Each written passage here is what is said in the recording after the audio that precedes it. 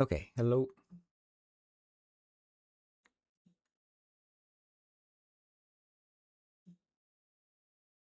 Okay, I think we're good. Gotta check the music levels once the song gets louder.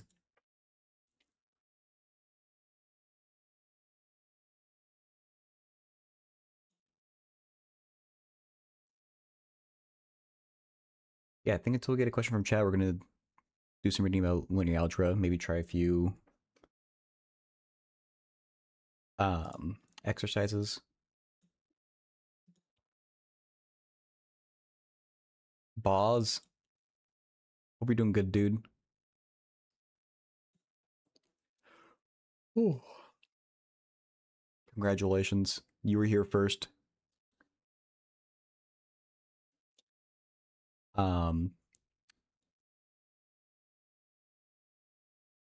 Linear algebra better theorems more. Actually, I feel like I should just like kind of skim this first part. Like, I feel like I should already know it.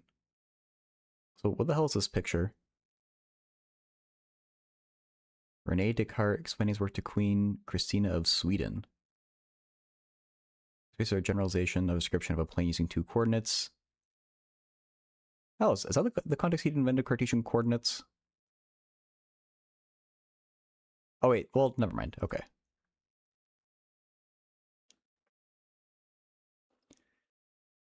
Complex numbers. Yeah. Complex number is an ordered pair A, B. We'll write it as A plus BI. Sure. Addition and multiplication. Yeah.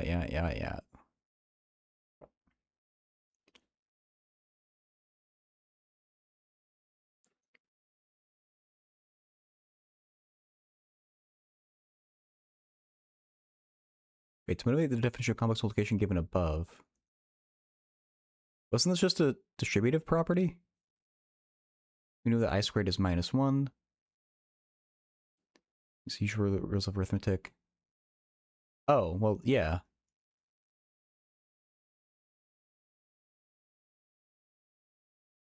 Okay, that I feel like that's really over-explaining complex multiplication, but okay. that why did you that they assume the reader like I don't think this is an introductory linear algebra textbook. Who would not have seen a complex number before who's reading this?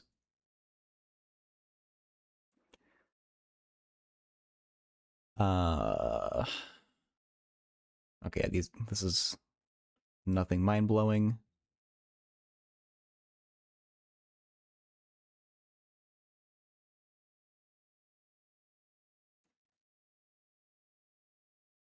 Okay, yeah, this is just all speed running.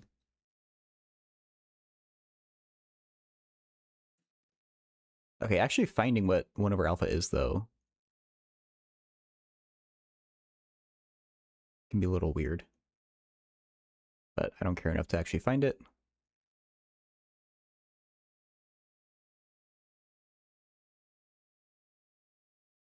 Hey, Skirt. Also want to define things from first principles. I mean, I guess so. It's just weird to me from a writing perspective that the very first sentence in chapter, well, not the very first sentence, but in chapter 1, section 1, the first sentence is, you should already be familiar with the properties of the real numbers, but not complex numbers. It's weird to me to assume one but not the other. You're gonna nap? Every time you say that you're sleeping, I don't believe you. But yeah, I'll just start screaming into the microphone and make really loud noises, and hopefully you'll wake up. Just keep your headphones on, or like put me on your speakers or something. Hey, Rod.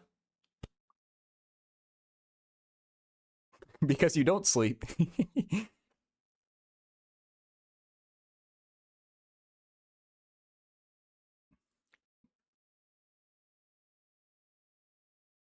So the real numbers are so much more complex than the field Qi. Oh, sure.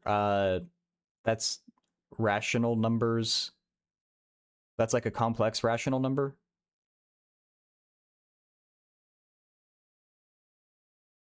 No pun intended. Yeah. How about for the dogs to watch? Well, I bet your dogs know a lot of math by now. Then it is a rod. When I talk about pun intended, there we go. That's the attitude I like. Yeah, I don't have a particular reason for choosing this textbook or even for deciding to look at linear algebra stuff today at all. I just kind of got sick of the puzzles that I was doing, and I wanted something a little bit different. So yeah, linear algebra is something that I want to learn more of anyway.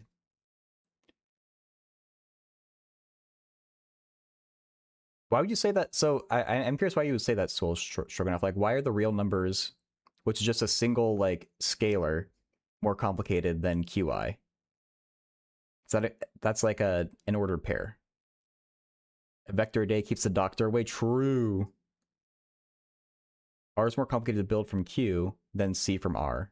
Okay, that's fair enough. And hide underscore. Hey, Leo. Another time Don missed my stream. Classic. That is the classic. I have a really good streak of not watching your streams, Leo, and I intend to keep it up.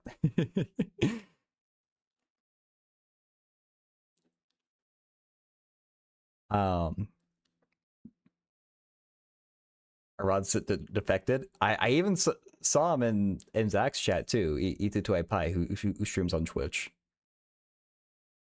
I'm telling you, Leo, that there's just a lot of people who stream math on Twitch. It's a cool place.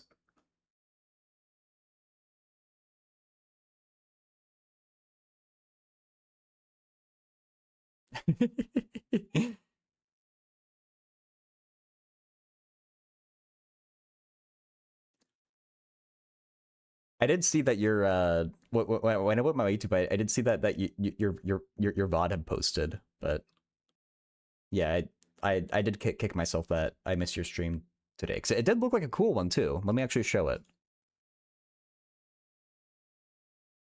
I don't get notifications. I actually should get notifications. Then I wouldn't miss every single one of your streams.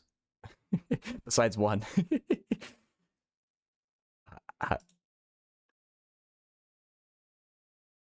I don't know what what I want is like a notification outside of YouTube, like an email or something. I don't know how if you can even do that. Yeah, what is the point?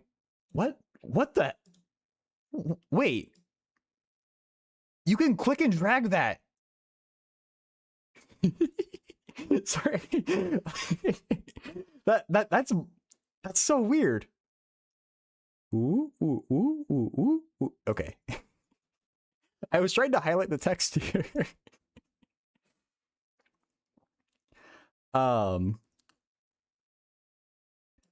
No, this actually looked like a cool thing that I would have wanted to watch it, and I guess I could still watch it because it's posted.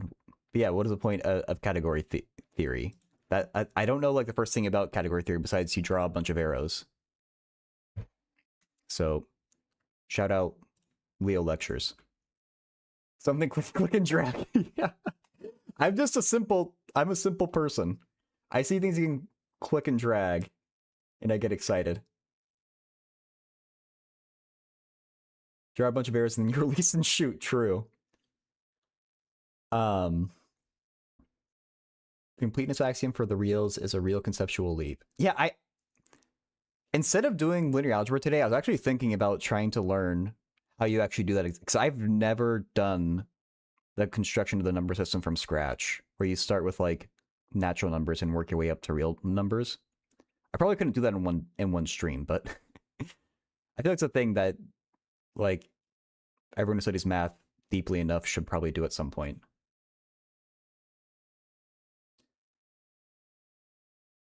Would I be willing to do a Minesweeper right now, Visai? Do you have the channel points to redeem it?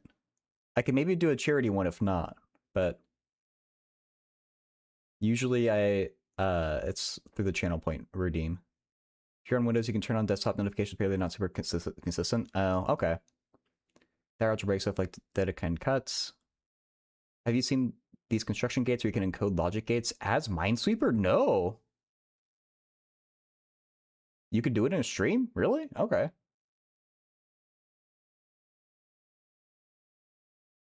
Do I like typed programming languages at all? Is typed where you declare your data types explicitly, like Java or C++ are typed, or is that what does a typed programming language mean? It is? Okay. Yes, I prefer typed programming languages. I feel very uncomfortable when they are not typed. I really hate it. It's the way of the future apparently, but I don't like it. I mean, not so the way of the future, but it has its important niche. So I initially learned to program with Java. Well, technically Lua because I was playing Roblox as a kid, but my first real programming language was Java, and that's typed. And that's how I got like comfortable with programming languages. Um, Rescos, thanks for the follow. I just had the thought where I have programmed in like assembly language and technically machine code too, but that's very painful.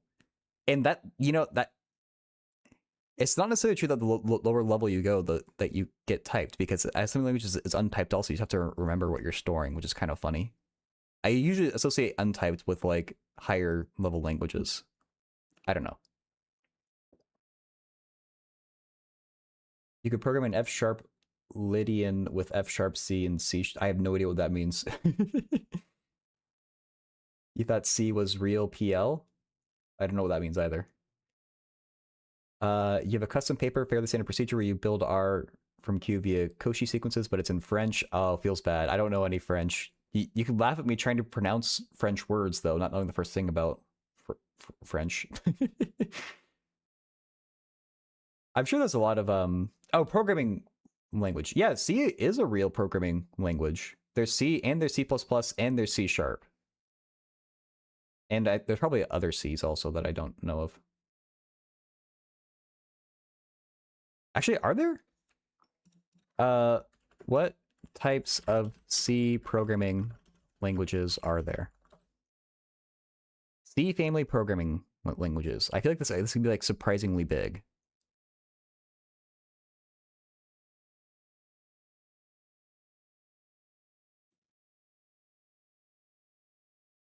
C star. C hyphen minus minus? That's really funny. I like that. CG, CH. This would be much funnier if the I was a U. Objective C, true. That's a good shout. You're not a clown fart bag stinky hands? Natural numbers, you inverse complete, show a bunch of stuff, then add in quotients, show a bunch of stuff, then complete. Yeah, I guess I lied. I have done mappings of natural numbers to integers and rationals. And I've done the Cantor diagonalization.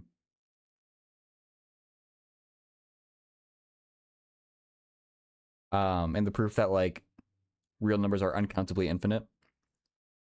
But that's not exactly the construction of the real number, so it's just kind of like related, I guess. You can get some intuition for basic category theory with typed programming. You can draw some diagrams there. Oh, that's interesting. I didn't know there's a relation there. I did know that category theory has applications in computer science, but I didn't know that there's like a relationship like that. JC was a thing for a while, yeah. C minus minus, what that wasn't C minus C plus plus and C minus minus are couples. I mean, C plus plus is really like well known. I've never heard of C minus minus.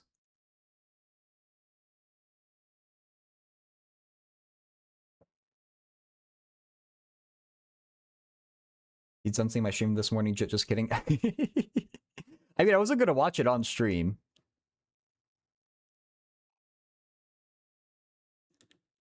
E, D. Okay, can we all agree that one-letter names are terrible? By the way, like C is a terrible name, R is a terrible name.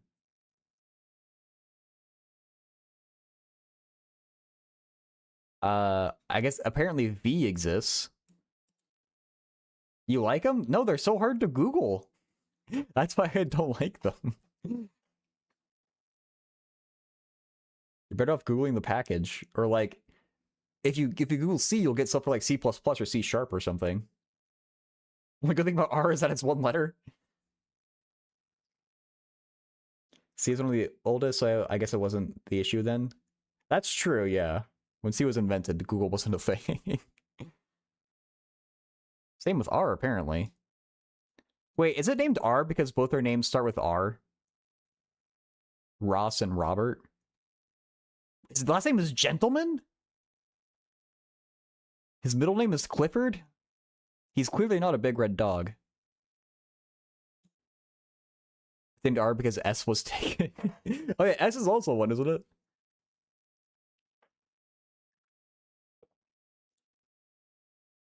Pascal's a bit of a cult to category theory, being a little hyperbolic. Have some good friends in that language. Oh my god. I think it was Haskell that I was forced to program it. I don't know any functional programming at all. And there's been a few little like Twitch programming competitions among the math streamers. And in the most recent coding competition we had, we decided to do it with the random languages. And for each problem, we would re-roll which language we use. And one of them, I got stuck with Haskell. And so I was trying to learn functional programming on the fly under time pressure, and it was not going well. C minus is like simplified fragment of C, which uses an intermediary step by other compilers. They don't have to go all the way down to assembly themselves. Oh, okay. Yeah, I mean, I'm not an expert programmer, and I don't like. I know enough programming to do math tasks, basically. I haven't really made like an app or anything like that. On stream, I used to do Project Euler a lot. I haven't done it in a long while, but this used to be a thing that I would do during the downtime on streams.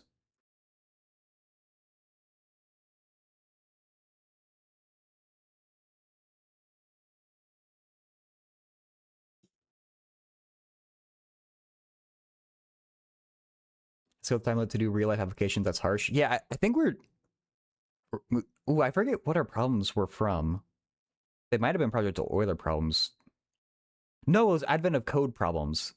So I wouldn't say like a real life app. They were more like It wasn't even a real life application. It was just like a toy like puzzle problem. No, there's been all fields. I don't think I'm an expert in any field. That's in some ways a typed programming language. One big idea is you can pass higher order functions, like the derivatives is a function that takes other functions. Oh yeah, like well, I guess a functional spits out real numbers for the output, right? It's actually, is that specifically true? Or is functional more general?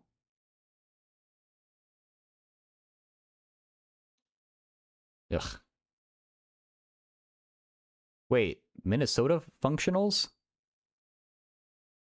Density functional theory? Okay, I don't care about that.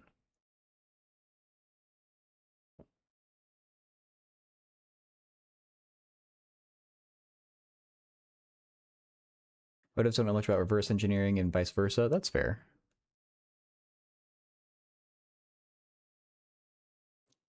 Functionals O, thinking analysis notation. Yeah, I just want to remember if like I always thought of functionals as mapping functions to scalars, which I guess is true from what I'm reading here. But you're talking about functions to functions, which is different.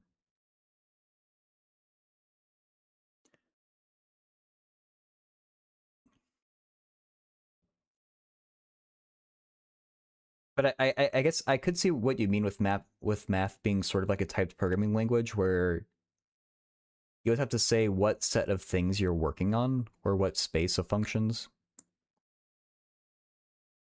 which kind of determines your data type.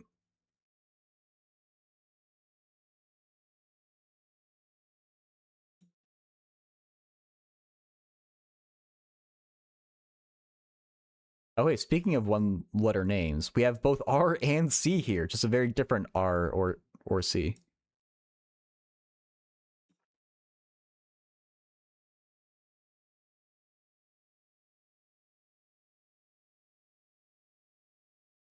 Kinda no. I mean, so already you have integers and you have rationals and reals. So like, there's a very direct relationship with like data types in math just through that alone. But you can make it even bigger than that, where like you can talk about certain types of functions. You can talk about complex numbers. I mean, I guess complex numbers could be their own data type too. Using F instead of K. Oh yeah, K is a common one too, right? You can chain R and C verbs to get RC circuits. So that's where they come from.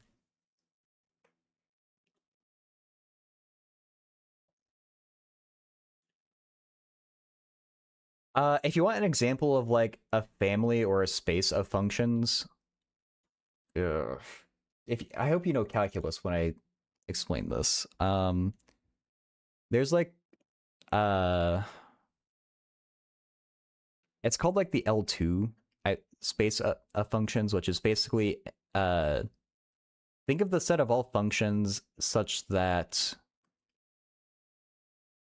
the integral from minus infinity to infinity of the square of the function converge. So it's any function that where this criteria is true. And we call it L2. Everything in math is a set, but that's not as useful, I guess.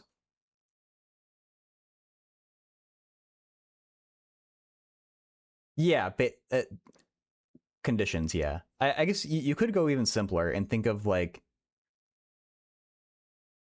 the family of all like periodic functions too, or like any function of the form like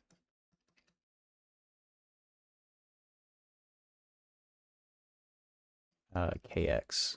It's like you can write any periodic function like this. Well, yeah, periodic with some extra conditions, I guess. But so you have like functions like that too, I guess.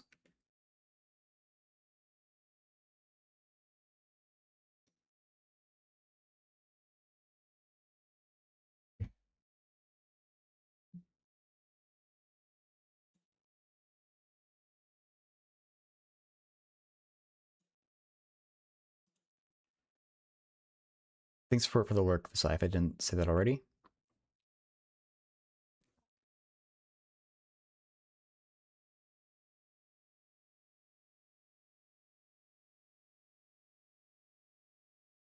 Okay, so if you prove a theorem involving F, we know that it holds when F is replaced with R and when F is replaced with C.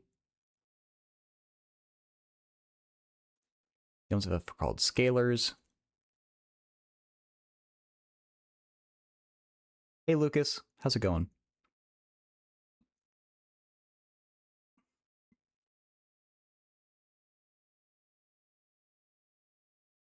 Oh shoot, the music's probably a little loud.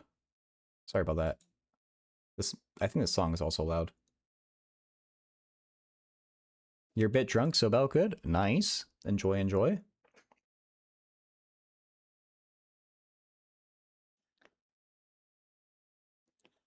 And when we're defining, I guess, exponentiation, sure.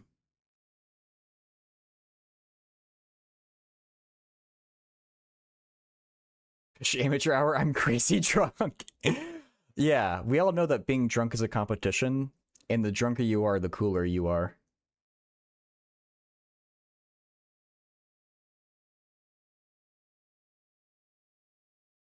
Math with drunk mind? I mean, I've been known to have a drink while I do math. If I'm too drunk though, I'd stop being able to do math.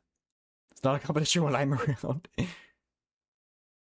What the alpha sign means in physics.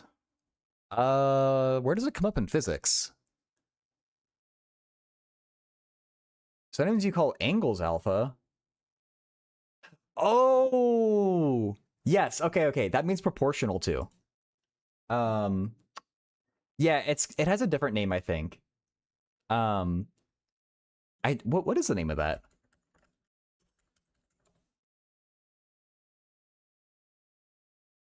Wumbo.net?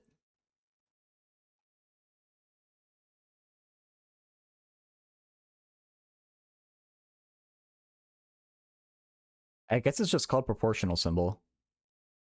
Is it also used to mean approximately though in physics, like the asymptotic? Yeah.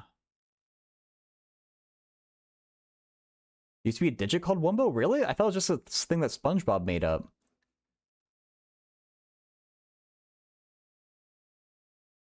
Okay, so yeah, okay, I guess directly proportional. Well, hmm.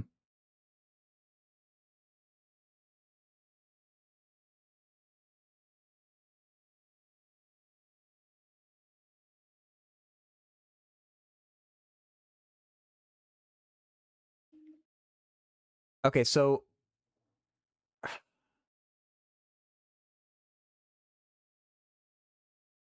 there's one thing that I'm worried about when I explain this, which is it might have like I don't know.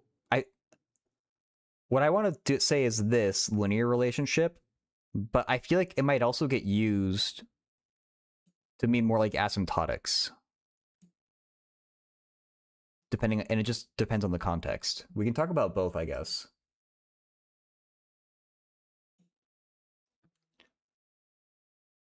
Uh, yeah, that's exactly it, Lucas. Um, if y is proportional to x, that implies that there exists some number k that's a real. I mean, it doesn't have to be a real number, but whatever set of numbers you want, such that y is equal to kx. It's just like it usually, if it's directly proportional, it means there's a linear relationship between y and x, or a and b if you prefer those. And so like in physics, you might find that force is proportional to displacement because of Hooke's law, F equals kx.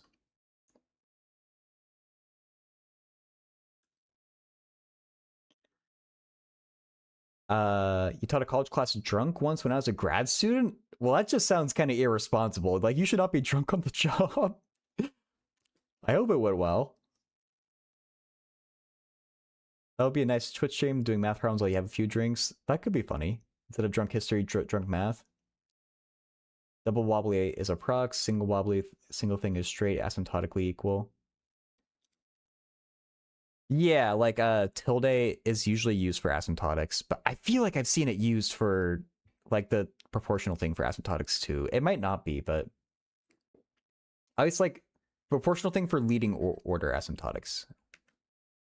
That's what I'm afraid of. I just might not be remembering it correctly. You can directly transform one into another without any information, as long as you know k. Yeah, that's all you need to know. That's true for all two non-zero numbers. 1, 2, 3, 4, 5, 6, Wumbo 7, 8, 9.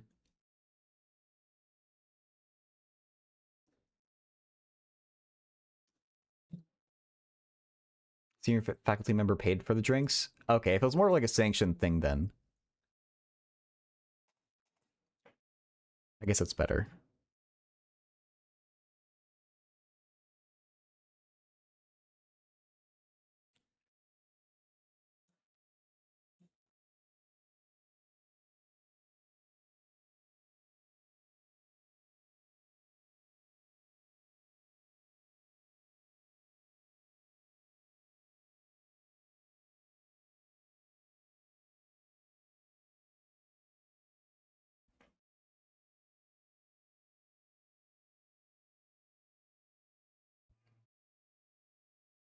Okay, so maybe I'm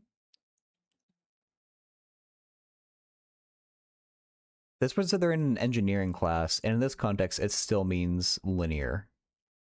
So maybe I'm worried about nothing. To get back to another one of those things, isn't it like you cannot transform one unit into another if it doesn't make sense or something? Oh, yeah, I think that's where it will be related. So like, um, force it like to use the Hooke's law example for a spring. Force is measured in newtons, and displacement is measured in meters. So it would never be correct to say that these two things directly equal each other because the units don't match. That's why, like, but we don't really care about, in some contexts, we don't care about what the constant is. And so it's just more convenient to use this proportional symbol because the important thing is the relationship between force and displacement, not necessarily like this symbol K.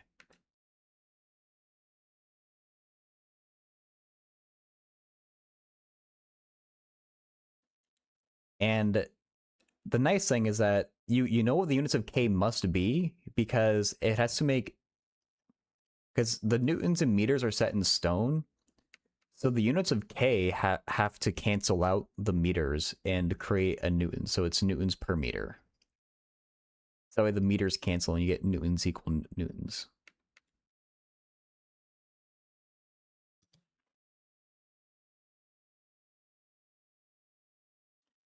You can't transform into 1 meters into 1 liters. Exactly that.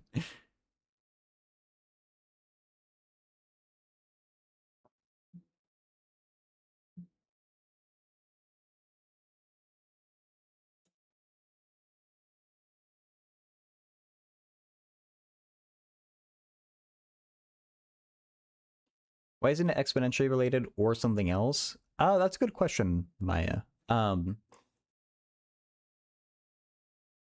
It's just because linear relationships are really common that I guess we invent a symbol particularly for them. There's no reason you couldn't, like in a paper that you're writing, say, oh, this symbol actually means exponential, or it actually means, or you meant some like new symbol for like exponential or sine or log or whatever. Um, it's just that usually when you start talking about other types of functions that aren't linear, you would switch over to what I was kind of alluding to before, which is called asymptotics. Um,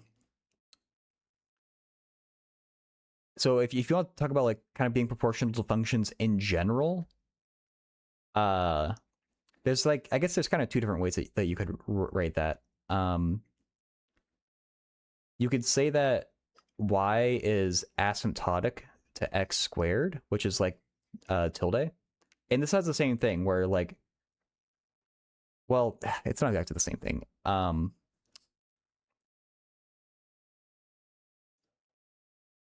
Hmm. How should I say this? It's a similar idea where that means y could be equal to some constant times x squared. The part where it gets tricky is it's not just x squared. It could be things that are smaller than x squared too. Um, it's kind of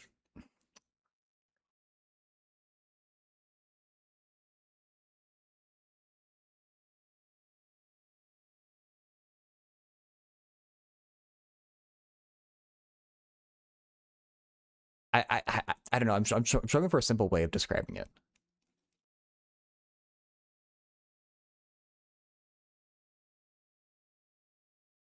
Are you sure, Leo?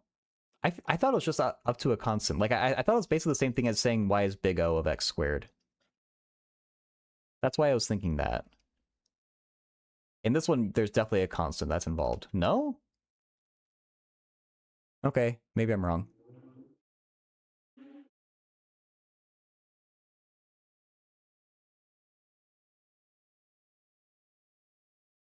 Okay.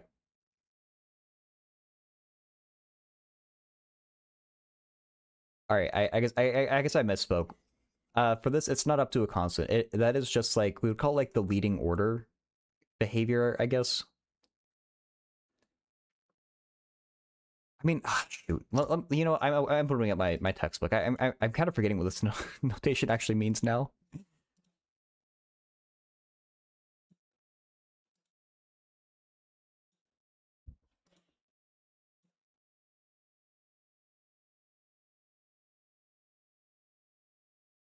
Wait, is this even Bender? Yeah, this is the one that I. Just something about this book doesn't feel right for some reason. I think this is it though.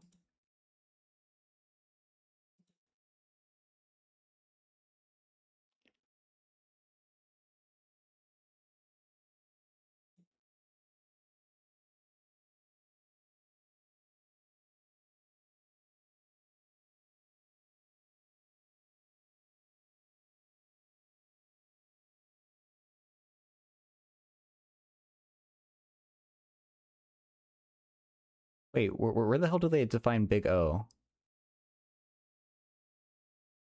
It was somewhere really early on. But I feel like I'm in the wrong textbook.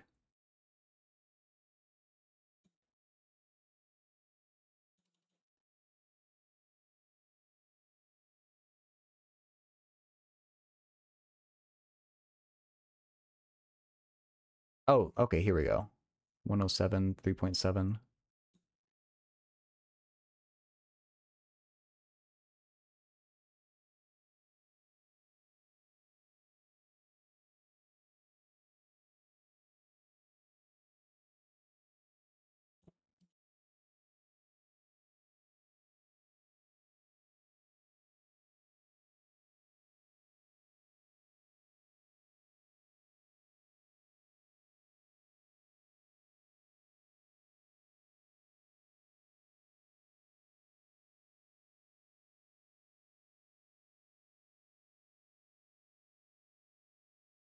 Sorry, this is becoming longer than I thought it would. Or this is taking longer to find that I thought it would.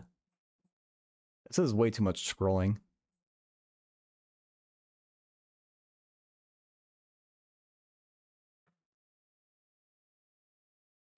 Let me catch up with chat. Maybe someone's rescued me and I didn't see it. So I mean f slash sim g means that a f minus g tends to 0, b f over g tends to 1, or c f over g tends to a constant. It will be c. F over g tends to a constant for some point that you choose. Infinity, 0, some other thing between that. Y is asymptotic to x squared means that y is equal to x squared plus little o of x squared. Okay. All you need in life is little o. Little o is pretty good.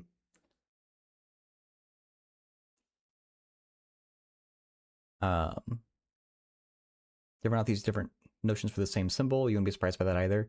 Yes, Will. Big O is that it is set of functions to grow. Yeah, I don't know this book has a notation index, to be honest.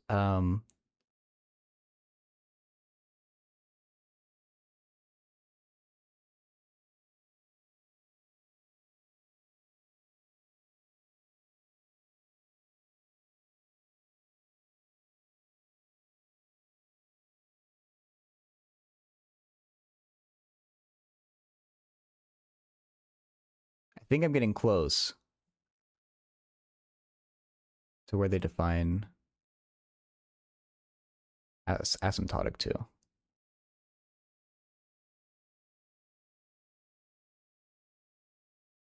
Wait, in the previous section, god damn it.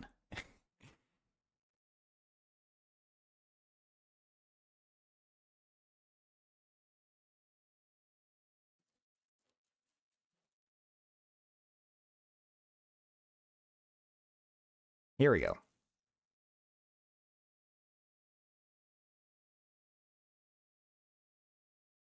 Wait, really? Oh, so, huh.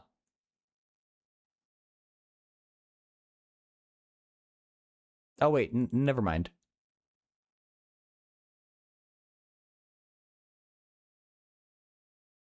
The thing with subtraction is nearly equivalent to the ratios, just not much less than g of x. That's interesting that it's g of x and not some, not like approaching 0 in some way.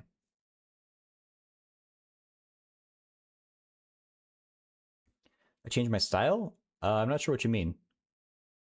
Maybe my haircut? Yeah. Which book? This is Bender and Orsag. 5-point intersections of the line. Oh, yeah, Sumaya. I can do that.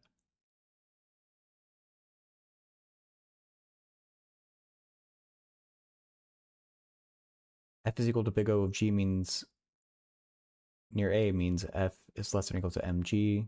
Yeah. Some big O notation just for limits. No. Gamer Storm. Is this calculus? It's advanced calculus stuff. It's called asymptotic analysis. Underscore. So it does have a relation to limits, Gamer Storm, but the actual definition of big O is what underscore says. It does give you information about how like the limit would behave though. Okay, I will come back to this asymptotic stuff. I do want to quickly do Samaya's question though, because that one shouldn't take long. And I'm getting bogged down trying to remember my asymptotics. So if you want to find the intersection of two lines, we just treat it as a system of equations.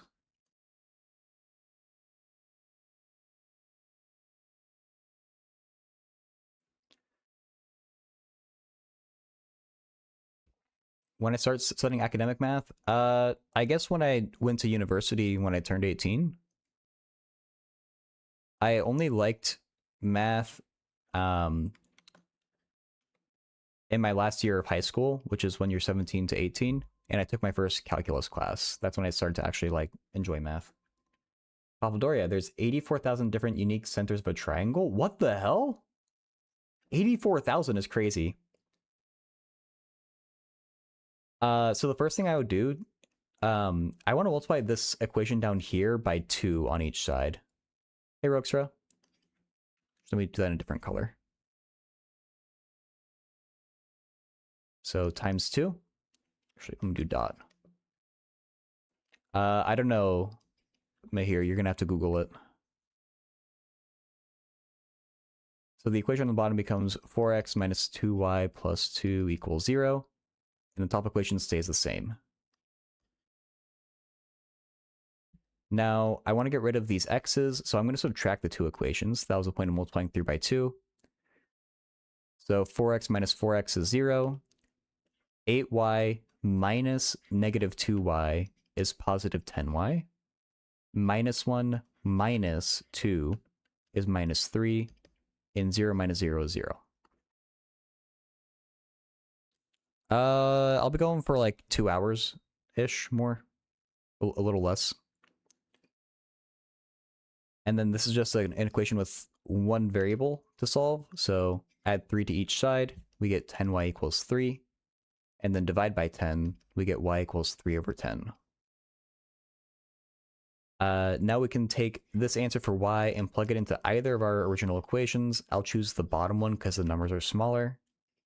So 2x minus 3 over 10 plus 1 equals 0. Hey, famished.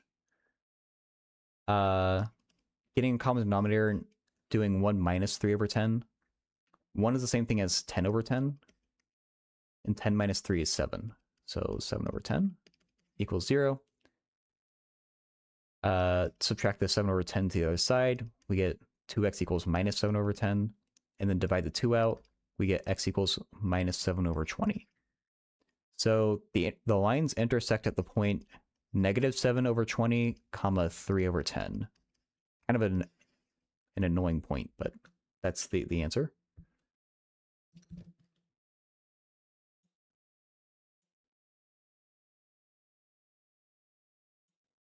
Okay, so Semester 3 starting like a week. You have linear algebra optimization course this semester.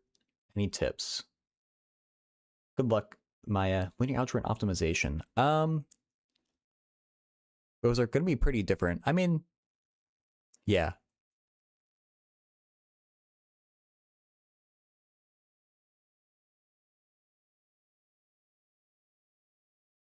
I don't know. If you have any spare time over summer, it never hurts to study ahead. Oh, you said in a week. Never mind. That's not enough time. Sounds good, Leo. I'll try to keep it down. Yeah, like that's the best advice for any math class, which is do the homework and try to really learn from it. I don't have tips specific for those subjects, I don't think. Like, it kind of depends on, like, well, I don't know. What does it depend on?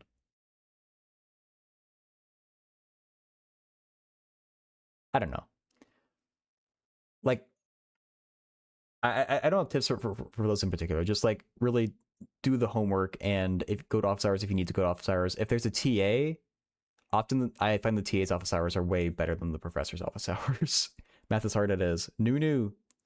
Hope you're doing good, dude. Do it yourself? Yeah. If you use, like, ideally don't use AI, but if you have to use AI, don't just make it do your homework for you. Use it more like a study buddy. um, this is apparently the 84,000 different definitions for the center of a triangle that Papadoria just posted. Be really funny and cute. Everyone will love you. Helps in math class and other things. That's good life advice.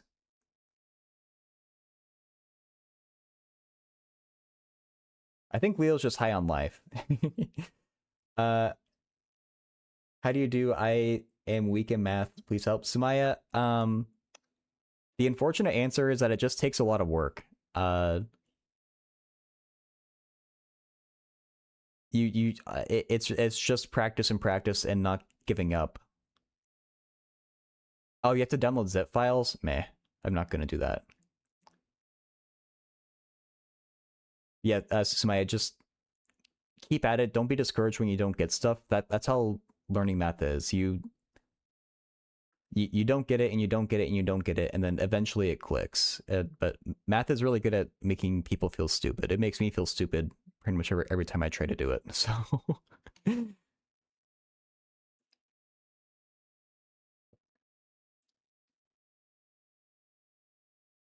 so that is crazy. It is. I could add a Dawn center. Yeah, I just need to define my own center of a triangle.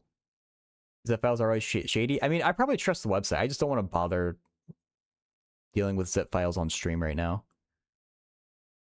You know, okay, if I were to define my own center of a triangle, I would just uniformly choose a random point. It doesn't have to be a good definition of a center. It just has to be a definition of a center. So yeah, just choose a random point, and that's your center. Nice and easy. That's what I use AI. It's like I'm talking to myself. It's good to confirm you're correct in a math problem. Even that, I wouldn't like trust it blindly. Yeah, like you've got to think about it critically for yourself. If you use AI, most useful thing is just an arbitrary point from the boundary. Exactly. Add a center to the middle of the list. Literally, no one will ever notice. True. Yeah. Okay. I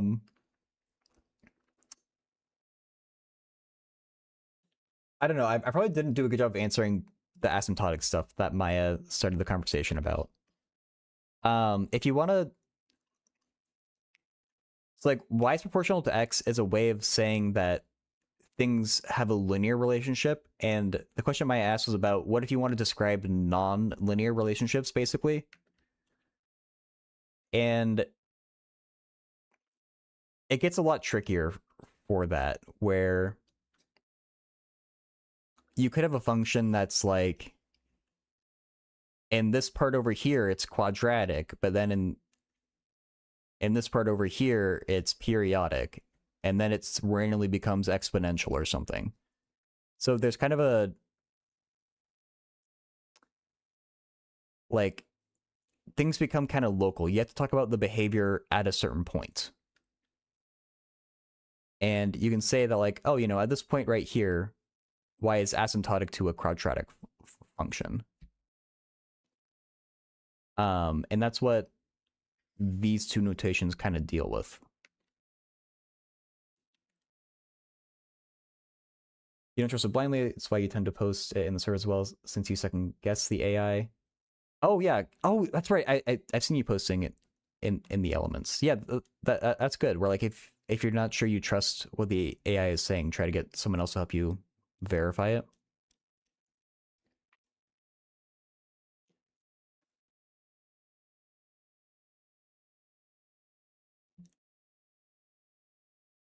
Okay.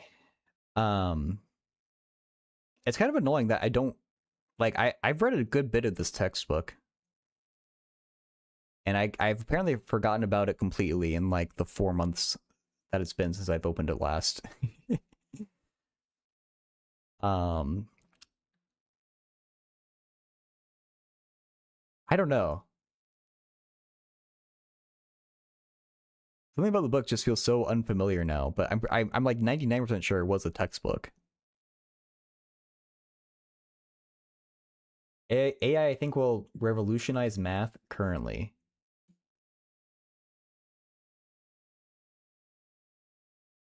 I don't disagree. Jacobian conjecture proven falsified simple contradiction example is not what I've been expecting. Oh yes, someone was just talking about that. I think Zach, e to 2 pi was. I imagine it as becoming like how computers changed chess, where humans are still playing chess and we still enjoy watching humans play chess, but computers are way better than humans could ever hope to be now, and it's not even close. I that's not quite the same relationship. I think humans will. I think it'll be more complementary. I don't think AI will be strictly better than humans. It could be at some point. It almost certainly will be if you go far enough in the future. Hey, curiosity. But at least for now, I think AI will be good at certain tasks and humans will be good at certain tasks. If you could solve one unsolved mathematical problem, which one would you choose and why? Well, it's definitely going to be one of the Millennium problems. We can kind of take our pick from that, but I want the $1 million.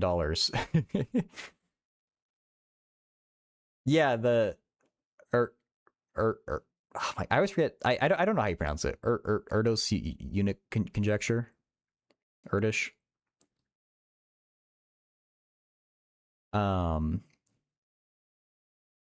Which one looks like the most fun? Elliptic curves over rational numbers. Really?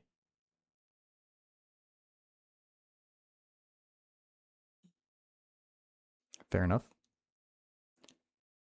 Yeah, Riemann hypothesis is like the one I would first think. Oh wait, I might like Navier-Stokes personally.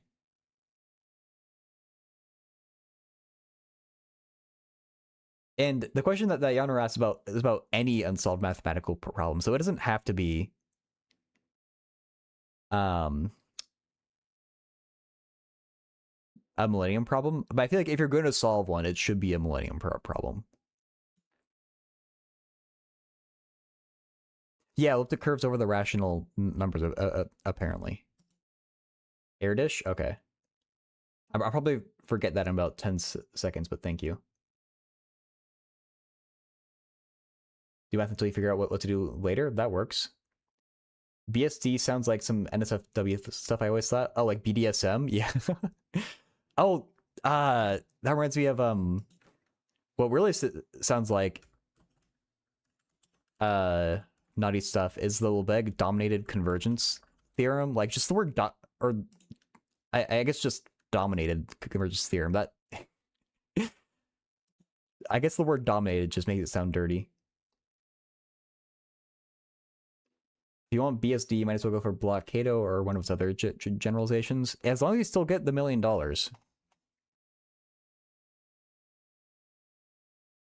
So yeah, I would probably do Navier-Stokes because it's a cool differential equation.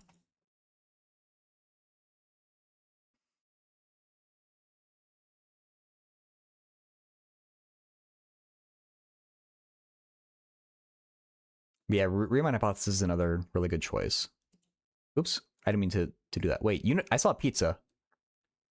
Unit fraction slice of approximately 1/8 of a pizza. Hey, someone took a bite out though. It's not cool. Foundation BDSM, lovely math topics. Hey man, mathematicians are freaks.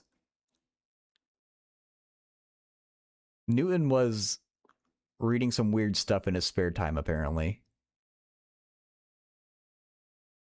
Did they say approximate? Yeah, approximately 1/8 of a pizza. They didn't. They weren't very precise, I guess.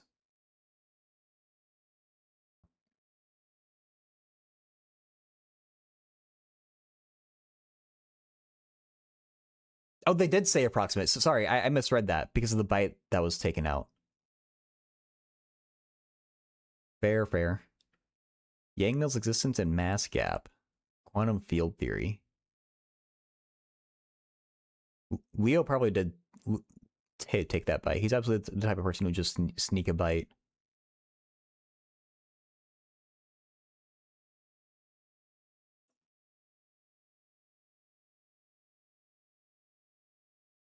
Hmm. Oh yeah. Also, Hilbert put out a bunch of problems that were unsolved. Wait, have they all been solved though? Let's find out.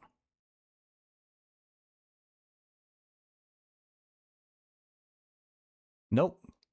Less than half of them are solved.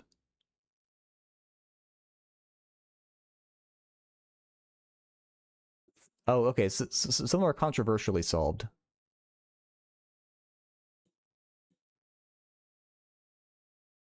423 are too vague to be to be described as solved. Hmm. The withdrawn 24. Ooh, he withdrew one. Okay. Try proving Euler's identity without expansion of Taylor series, Nihal.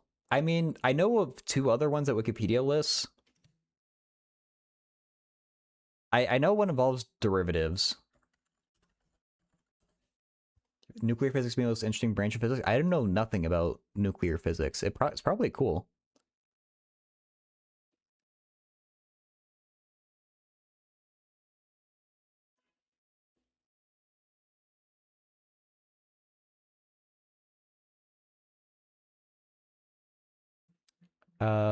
Oh wait, sorry. I want equation.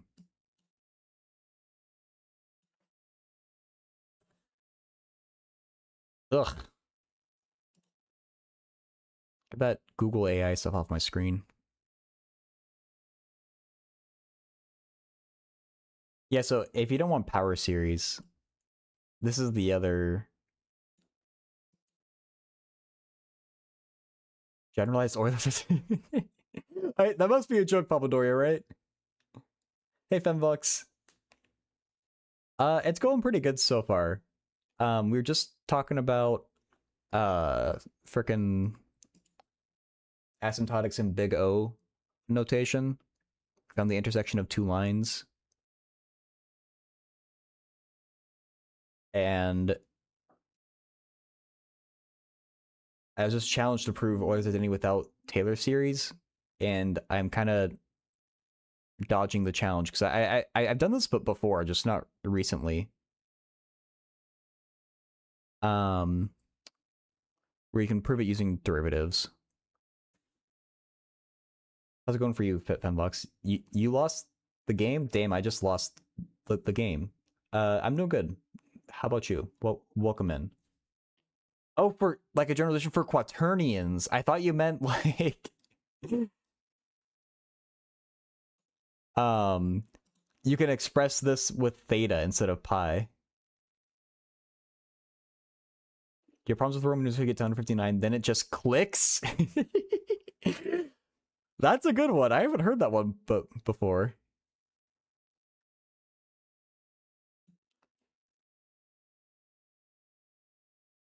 Uh Sometimes it also applies to quaternion exponential. It's a good bit uglier.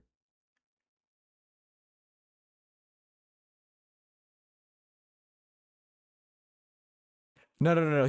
You're good. I knew that couldn't be what you're talking about because I'm sure that you know about Euler's formula.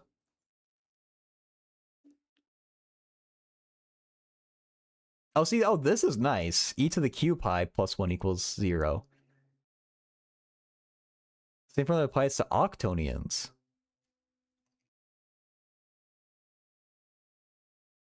Well, now I want to know if it holds for other onions or neons or what would you say the generalization of quaternions and octonions is?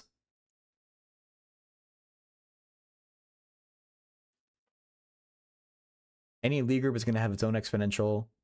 The usual one is for the circle. I don't know. I know of Lie groups. I don't know anything about them.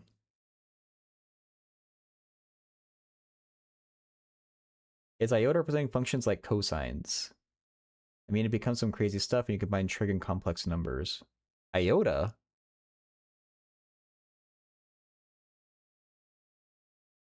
Oh, are you just talking about like imaginary numbers? Like, I guess maybe the I in like this equation here, cosine x plus I sine x. You know, if there's anything you got out of high school calculus, Taylor series is Euler's formula. Yeah. Um. So yeah, we usually just call I instead of iota. I hope I'm interpreting you correctly, Maya. Please correct me if I'm wrong. Um, I is just the square root of -1, or some people say that I squared is -1. There's not really a big difference. This on its own isn't, it doesn't really represent any particular type of function like a cosine or anything. But it turns out if you allow this number I to exist, what does represent sines and cosines is e to the ix, which is cosine x plus I sine x. And so I is used often to help represent sines and cosines, but it's not only I, you also need exponentials. It is debatable whether you can go beyond octonions. There are theorems to that effect. Some people do things with Clifford algebras. Oh, interesting. I assume that at least for powers of 2, there shouldn't be a limit. I don't know if you could define like a pentonion or whatever it would be.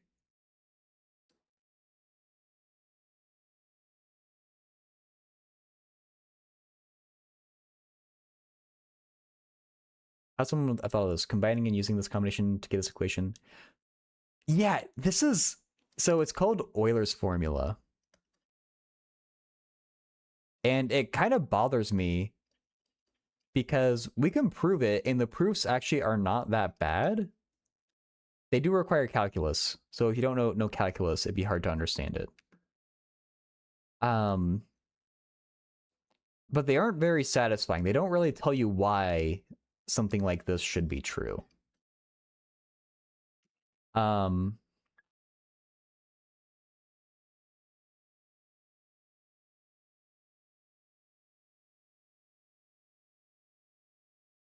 Yeah, like where did it even come from? That's a really good. That's a question that I've had that I.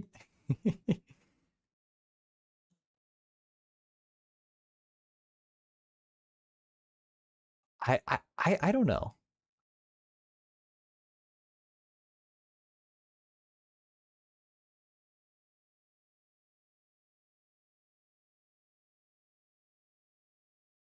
Cause it doesn't have a very good interpretation that I like.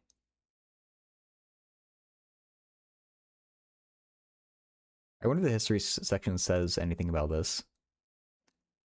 Oh, this is kind of disgusting. Using ln.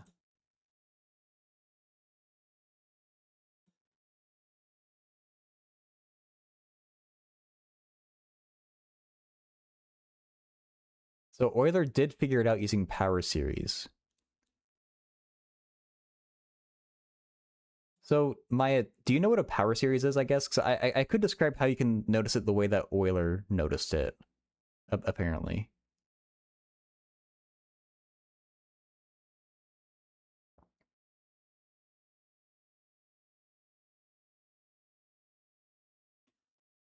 Clifford algebras have power of 2 dimension. There's the Cayley-Dickson construction 2. Both these generalizations lose nice properties quickly. Okay. You can keep going further than Octonians, Sedenians, etc. with Cayley-Dickson. Okay. Yeah, an expansion of a function. So if I look up some common Taylor series, I'm going to screenshot some of these and bring them into my journal.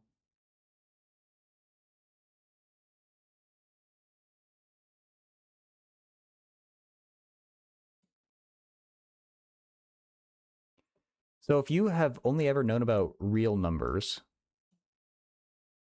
yeah, exactly. You might notice that there's this really strange similarity between the power series for e to the x and sine and cosine. So it sort of looks like cosine has all the even powers in the series for e to the x. And it kind of looks like sine has all the odd powers in the series for e to the x. Now the signs are messed up because e to the x has all positives, whereas sine and cosine have alternating. But like we can figure out how to fix signs, or sorry, SIGNs. We can figure out how to fix the positives and negatives. The important part, which is like the powers and the coefficients, are there. So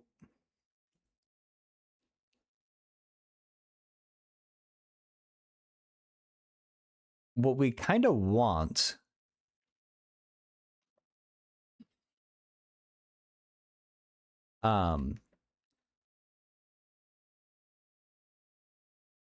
we want this one and this x to be positive.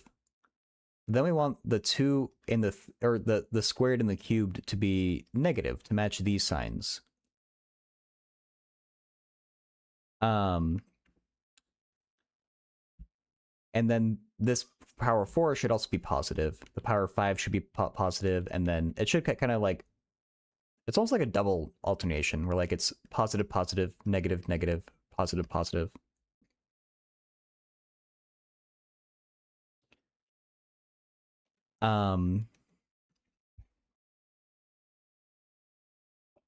And it turns out, I mean, if you know Euler's formula, you'll know what the answer is to like get this alternation. Instead of considering the power series for e to the x, let's invent a number. Actually, I guess before I involve I, let's just talk about like, if you want the power series for e to the 2x, you just take this series for e to the x and substitute 2x. So it becomes n equals 0 to infinity, 2x in parentheses to the n over n factorial. It's just a change of variables. But instead of a 2, we're going to use an I.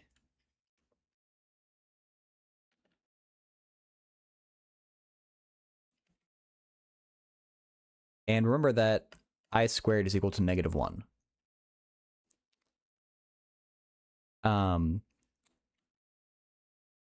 And I'm going to do one more thing, which is n equals 0 to infinity. I'm going to separate out the I and the x using exponent rules.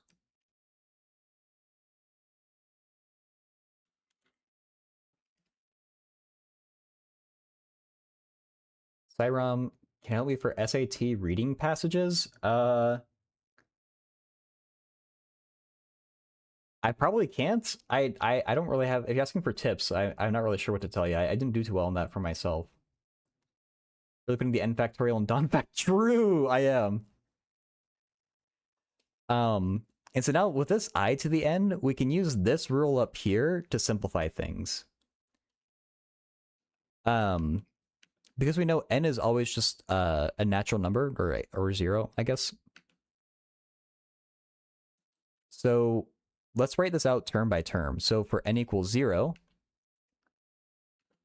it's I to the 0, x to the 0, 0 factorial, then I to the 1, x to the 1, 1 factorial, I squared, x squared, 2 factorial, I cubed, x cubed, 3 factorial, and then I'll go out one more.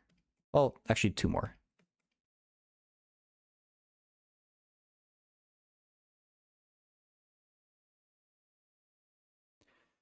Okay, and then let's simplify these exponents here. So I to the 0 is just 1, x to the 0 is just 1, 0 factorial is 1. So that's just a big ol' 1 there. I to the 1 is just I, x to the 1 is just x. Dividing by 1 doesn't do anything, so that's ix. I squared, remember, is minus 1. So now we get the minus sign that we wanted. X squared over 2 factorial. I cubed, I'm running out of room to write things. It's just I squared times I. So this I squared we can call a negative 1. So it's in minus I. So minus I x cubed over 3 factorial. I to the 4th is I squared times I squared, minus 1 times minus 1, which is positive 1. So x to the 4th over 4 factorial. So we're back to being positive. I to the 5th, we can write it as I to the 4th times I. We know I to the 4th is just 1, so we get just I. And so on like that. Hopefully the pattern is starting to become clear.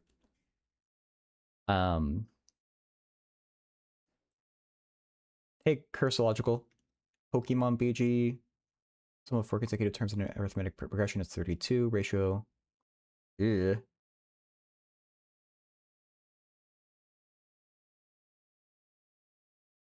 I don't know if I can do that, Pokemon. We can think about it after this. With my education, I have a master's in applied math. Going to a 6-hour math lecture tomorrow? That's crazy. 6 hours? What is it about? Okay, and then we know the series for e to the x converges, so we're allowed to rearrange this however we want. And so now we can do the thing that we always wanted to do, which is group up the terms so they match the series for cosine.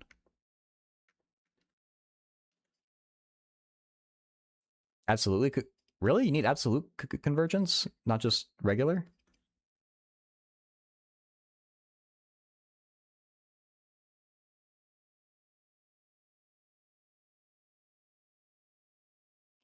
So this will become our cosine series, all the even powers. Oops. And then for all the odd powers, they have this factor of I in front. I'm going to factor the I out.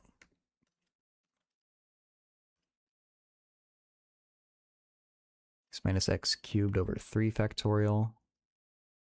Plus x to the 5th over 5 factorial. Minus yada yada yada. And now we just use the definitions here for cosine and sine. So cosine x plus I sine x. And so we started with the statement. Oh, ha! We started with the wrong statement. E to the ix. Sorry, I wrote n. We started with e to the ix. We ended up with something with that being equal to cosine x plus I sine x. So this is the typical proof for Euler's formula. The thing that I don't like is that it still doesn't really tell you why it should be true. Like it feels like there's something deeper here that this doesn't tell you. But it does work.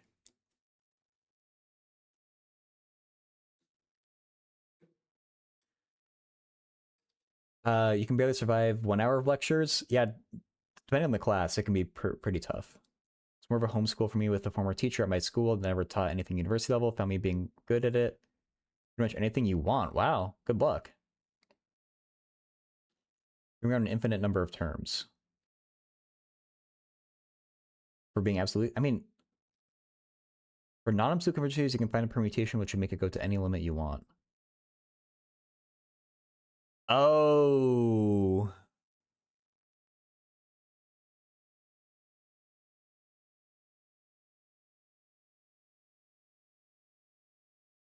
I have to think about that more.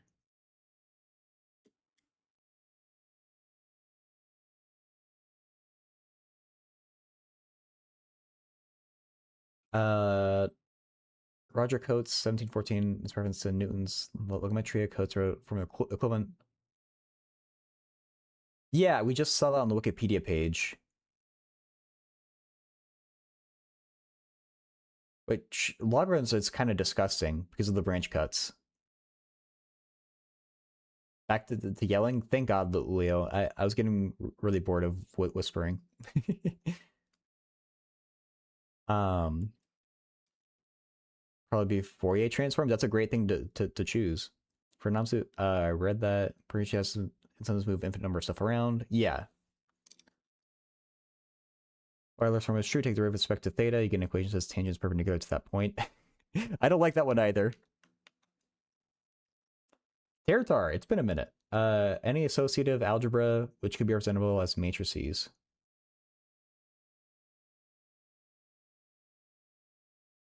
Any associative algebra which could be representable as matrices. All right, is that related to Euler's formula? I'm not sure what that's supposed to be about. I do not have a PhD, no. So yeah, let me know if you have any questions about that.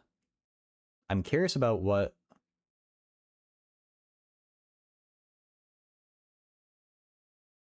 Arad is saying with the alternating harmonic series being a good example for needing absolute convergence to rearrange terms.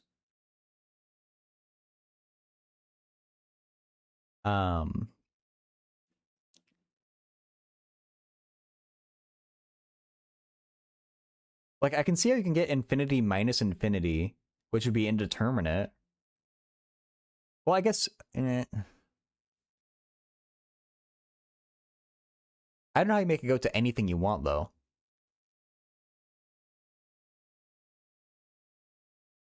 Like, you could definitely group all the positives with each other and all the negatives with each other.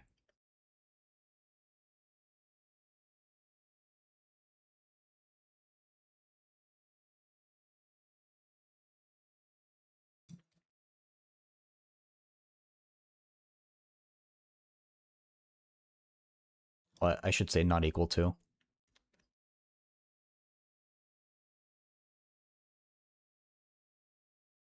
Oh, no worries, Territar. Does Taylor polynomials mimic the original curve if you take derivatives till infinity? Yes, that's the entire point of Taylor's series.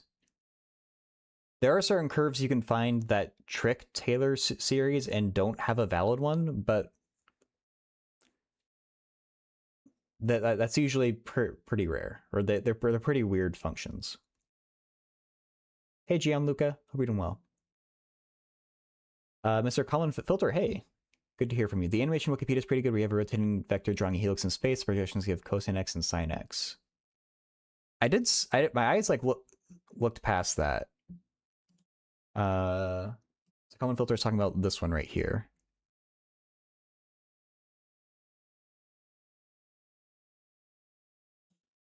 That is interesting. Like, it's visually pretty cool.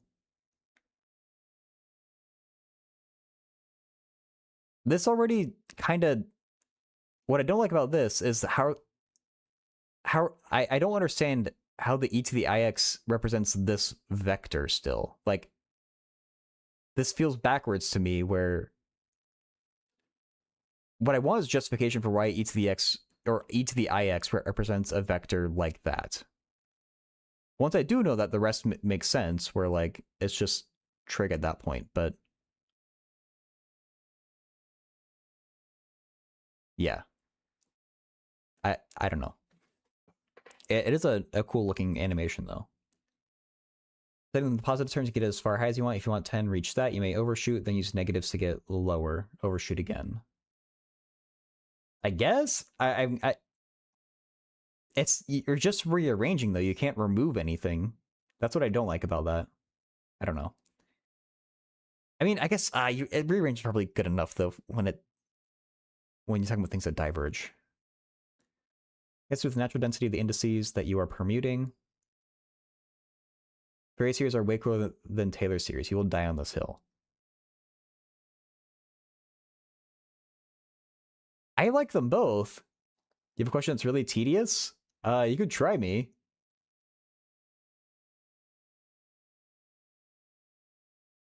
Fourier series are way cooler than Taylor series. I don't know. I really like them both. They're both really helpful just for different things. You take a oh wait. You take a derivative, you take a point, take infinity derivatives at that point, plug into a Taylor formula. Does it give the original curve?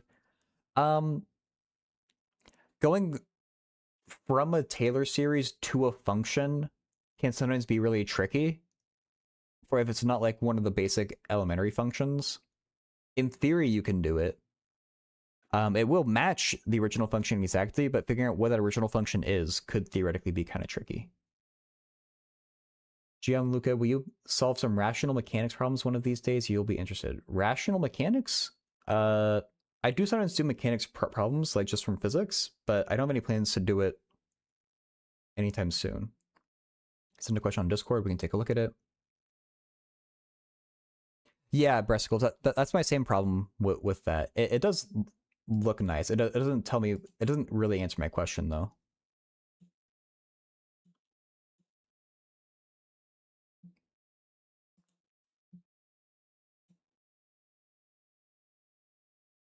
This is what Nihal posted.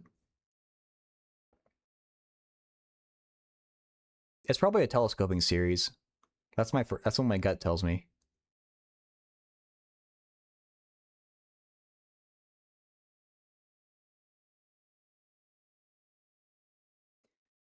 It's not hard per se. Just super inefficient. Using Riemann sum, calculate a single integral. You just want to see how it's done. Oh yeah, that's not bad. Pi squared over 6 using a Fourier series of the right function.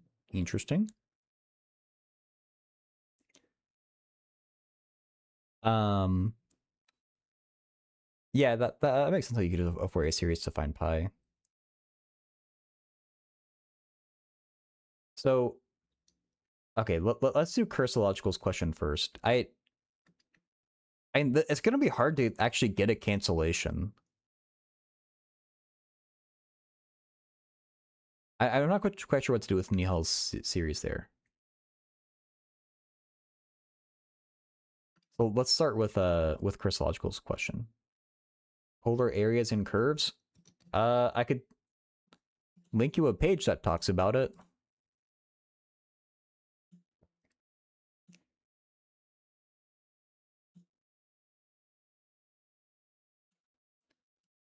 I would use Paul's online notes, Cyram. Think about with integration with that series? Okay. I'm still gonna do Kursalogical's question first, but right-hand rule sum, calculate a single integral. You want to see how it's done? Yeah, we can do that example specifically.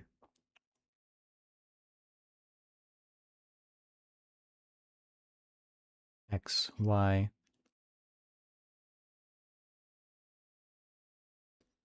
Y equals 3x squared.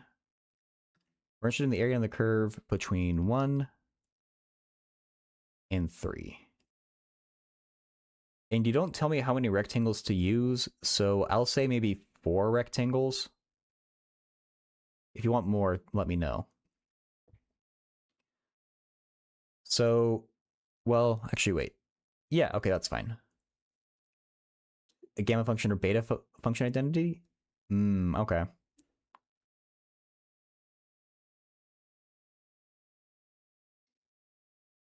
So if we break, I'll say n equals 4. for number of rectangles. If you want to do a right-hand Riemann sum, that means well, let's say first with n equals 4, we split them into 3 pieces. Or like we make 3 kind of splits here. That's 3 over 2, that's 2, and that's what? 5 over 2?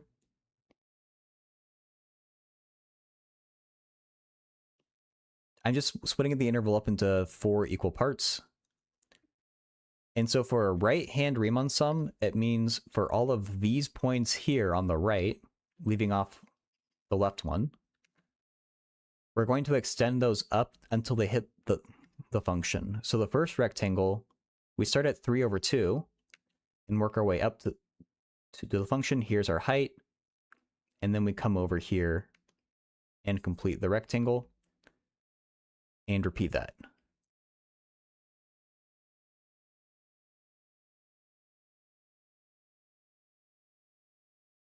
And then one more.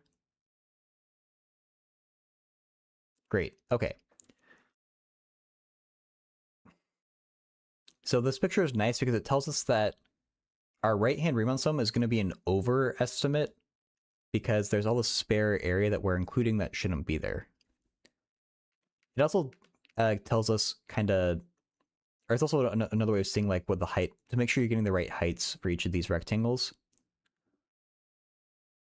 I don't have Super Chat unlocked, Cyram. You need a certain amount of watch hours on YouTube that I don't have. So we can say the integral from 1 to 3. I appreciate the thought, though. Thank you. So the integral from 1 to 3 of 3x squared dx is about... the area of a rectangle is width, which is, in this case, 1/2, times height, which depends on the function. So 1/2, the first rectangle, that's determined by 3 over 2. So we plug it into this function here. So times 3 times 3 over 2 squared. And then repeat that for the next rectangle. Width is still 1/2. That'll be true for all of this. Times 3 times now 2 squared.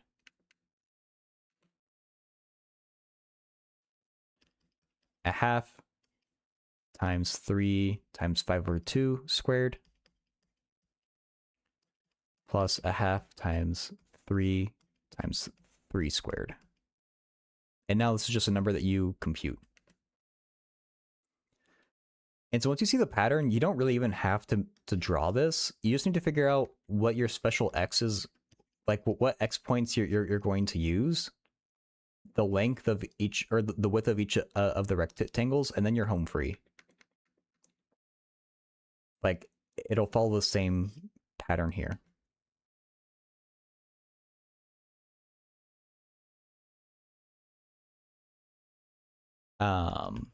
So we can actually just go ahead and compute this too. Is that 27 over 4 times a half? 27 over 8. 6. 25. 75 over 4. 8. 27 over 2.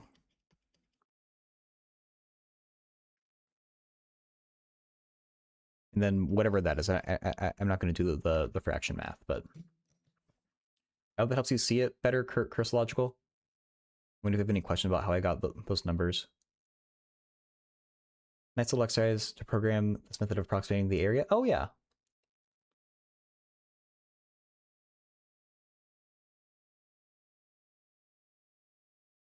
You see it? Awesome, awesome. Okay, so Cyram is asking us to go over the area of a polar curve. And Arnav Fernandez is asking to do the proof for the area of a circle using deformite integral calculus or deformite? Definite.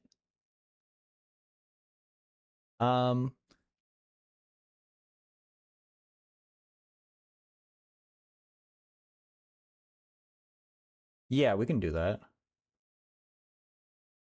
So, first, Sairam, for area with polar curves, I would just look at the thing that I linked you. Like, it's going to explain it better than I could, and it has lots of examples. It comes down, you just need this formula here. And if you want to see examples, just look through these. The examples are really well chosen. The solutions are explained well. I would just look at this page, Sairam. Even if it's a non-elementary, and yeah, and so usually they use more sophisticated methods, but the cool thing about Riemann sums is that it works for pretty much any function you can throw at it. I mean, you might get weird results for a really weird function, but like numerically, it pretty much always works. There's a lot better things to use in Riemann sums if you want to do things numerically, but they do always work. They're pretty robust like that. Red, thank you for the follow. Okay, and so to respond to Arnau's question, the area of a circle using definite integral calculus. So what I would do is think about the equation for a circle. We're going to do the unit circle. Well, no, let's do a circle of radius r.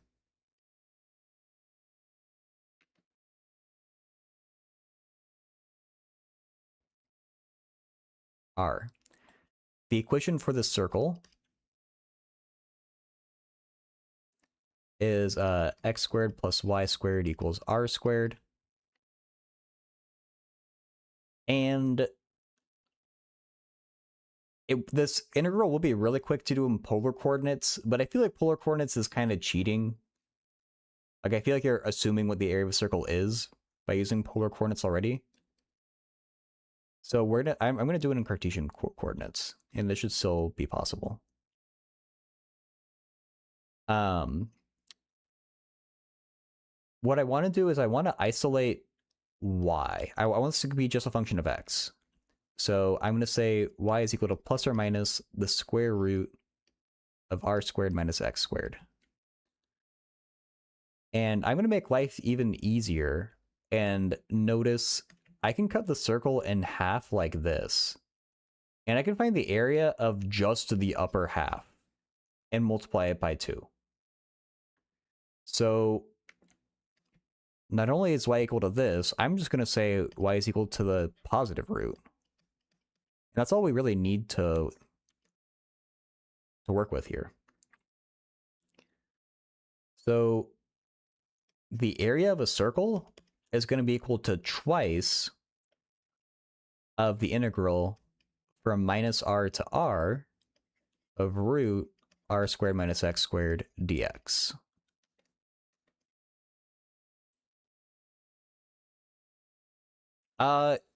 I assume positive because it makes the problem simpler. You don't have to do it, but it's just better if you do. Oh yeah, I mean that's even better R now, or it's at least as good, if not better.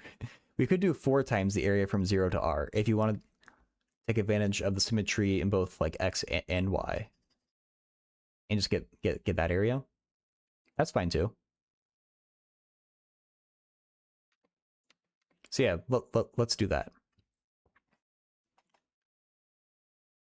We need a trig sub to evaluate this integral. And I think the one we want here is sine. We want to take x equal to r sine theta, I would think. So dx, yeah, and so r is just a constant, so dx is equal to r cosine theta d theta. So we're going to get 4 when x equals 0.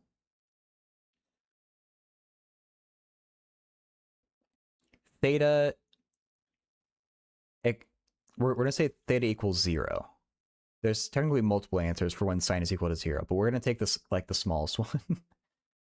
At least 1% of Riemann skill. I think we all wish we had that, yeah. Oh, wait. Something's not right. Maybe something is right.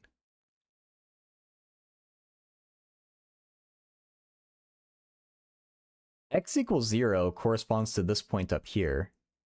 So I feel like that theta should be pi over 2. But it's not. Or is this theta not the usual? Huh.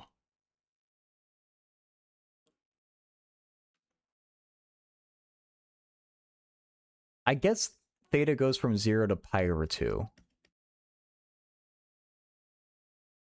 And I just shouldn't think about it much harder.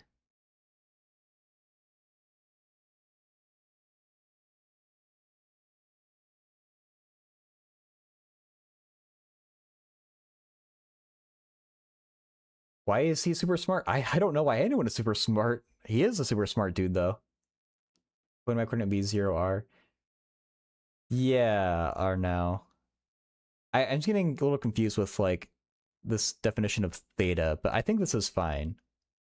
Like, the integral is, like, this integral starts from here and travels to the right down to here.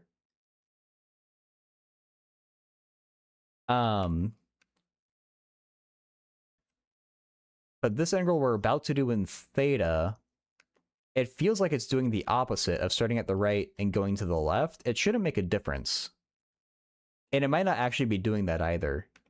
That's what I was getting confused about. I think we just keep this and send it. Like,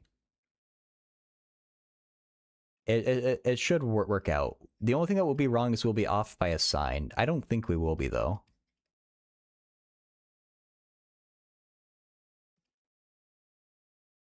His discipline?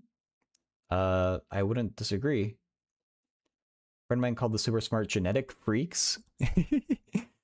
I don't know. Genes probably help.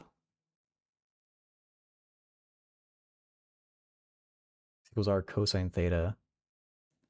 Oh, yeah, sure, Arad. That's why it feels odd.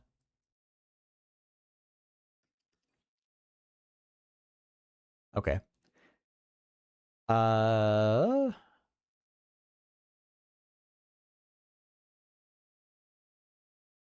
Oops, I forgot. R cosine theta. I was wondering why we're getting the wrong power of r. Okay, so this r squared can get factored out of the square root, and it gets square rooted on the way out. So there'll just be an r in front, but that gets multiplied with this r. So we can take the r squared all the way out front. 1 minus sine squared theta, cosine theta, d theta. I hope you followed that step. I kind of did a lot of moving things around at once. I took this r, moved it outside. I factored this r squared out and moved it outside also. Sine is even, not odd. No, but sine is odd. It's not even. With an era where technology was barely used. Yeah, like, technology's definitely changed the way that we studied in a big way.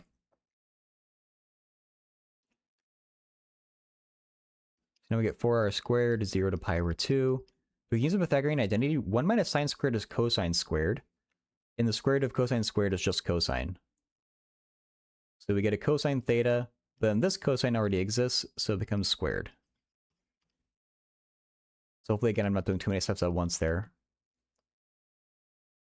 You've been doing math for 30 years. I make stupid mistakes all the time.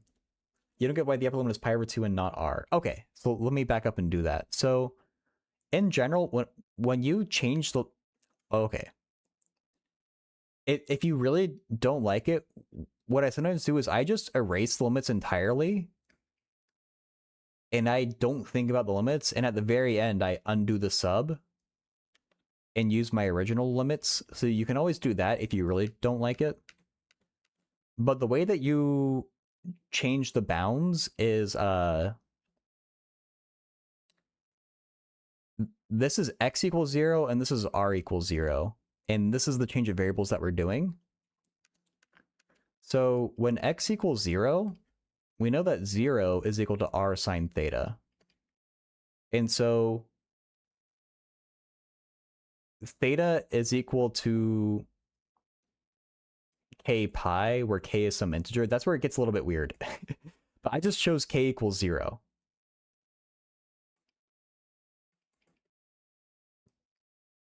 There's a little it's weird because there's many right answers here, but 0 is the simplest one.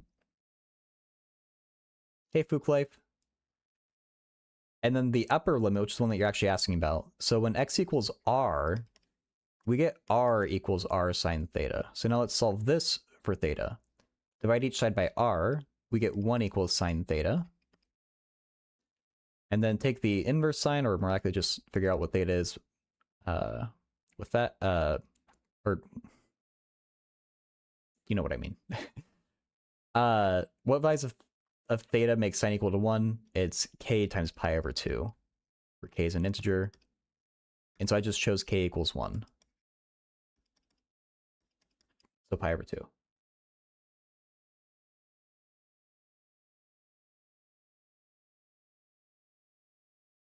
What does theta equal pi over 2 represent for the area? I assume that's a theta, Cyrom. We're finding the area of just a quarter of the circle. So the theta equals pi over 2 represents kind of... I'm not completely clear whether it's this line here or this line here, but it's one of our stopping points.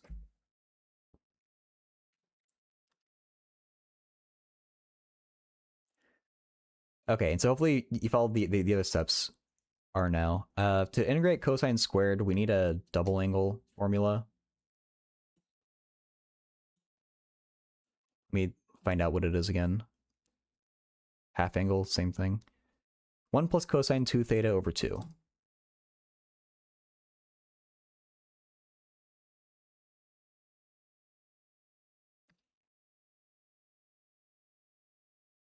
So cosine squared is a half plus a half cosine 2 theta. D theta.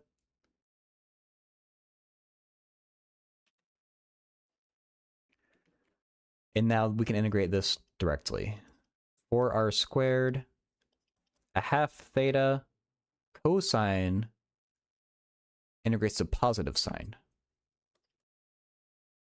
A fourth sine 2 theta from 0 to pi over 2. Sorry, it's kind of polar coordinates. You don't usually say x equals r sine theta. It's kind of reverse polar coordinates, and we're just kind of dancing around polar coordinates. I'm trying to avoid actually using them. And now we plug in our bounds for theta.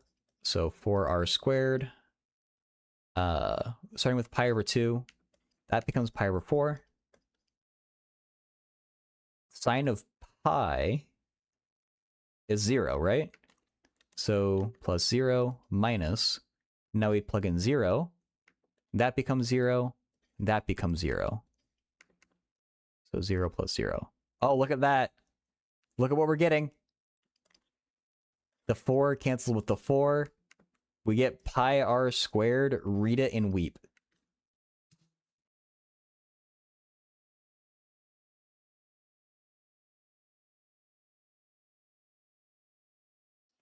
Derive an integration rule for an inverse function based on the original. Draw an invertible function to compute the areas of parts of a rectangle. Yeah, they basically are polar in disguise. It's just integration, Cyrom. Like, it's part of calculus. Putting paper bag over their head.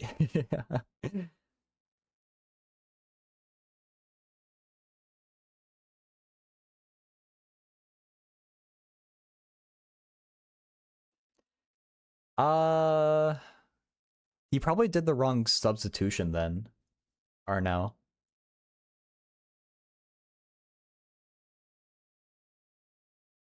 That'd be my guess. I don't know why else you would get a weird arc sign.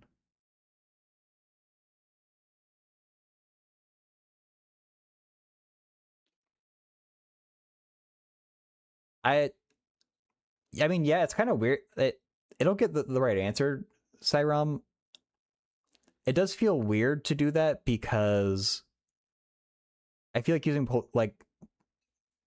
integrating polar coordinates kind of assumes the area of a circle already, but we can do it. There's no reason we can't. It'll be pretty quick too.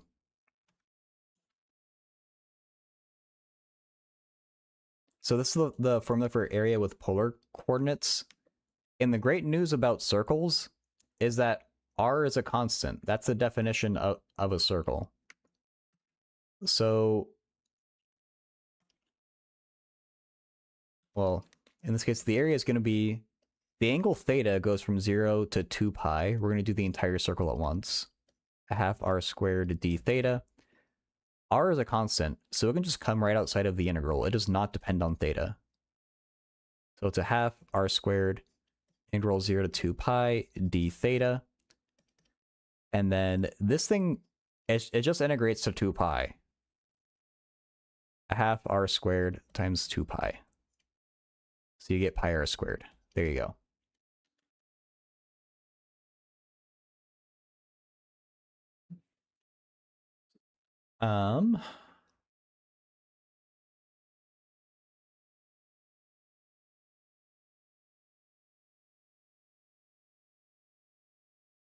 Oh yeah, Brescos. I'm doing the kind of cheating thing and just using the formula. But yeah, you could actually get the formula doing stuff like that.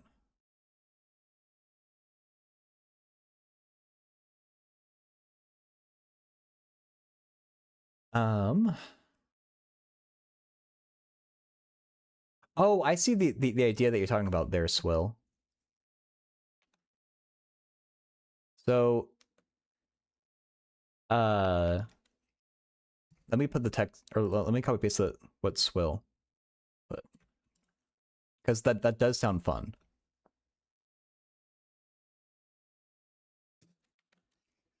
So I think a good example to use here would be f of x equals x squared.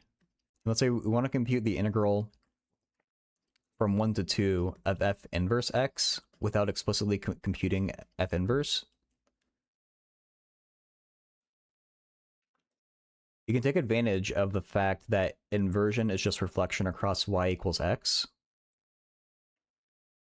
So if you know that f inverse looks like this, we want the area from 1 to 2. Oh wait, how does this work?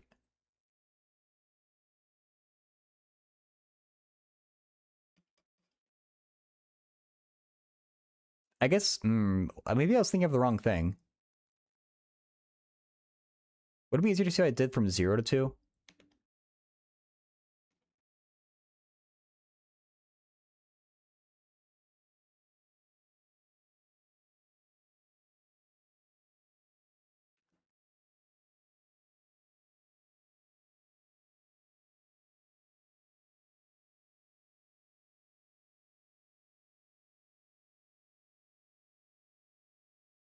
Oh, okay. Yeah.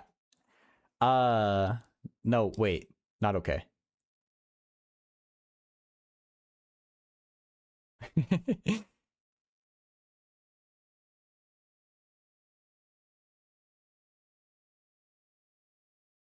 The idea is to do something with subtraction from this entire rectangle, right? I don't know why I don't see it immediately.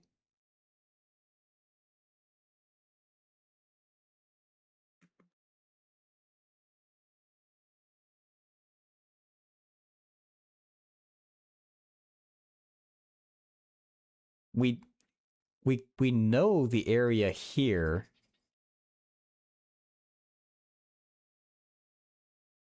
Oh, okay. So yeah, you have to do some extra. You have to do an extra reflection. So um, this area underneath F inverse is the same as this area between F and the y-axis. That's the reflection that I wasn't seeing. That's why I was getting confused. So what you do is you take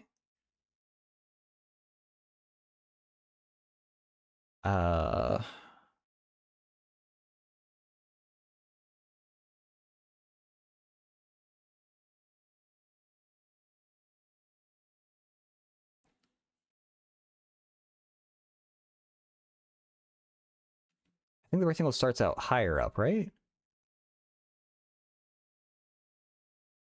It's like, it should be like that rectangle. Yeah. Um,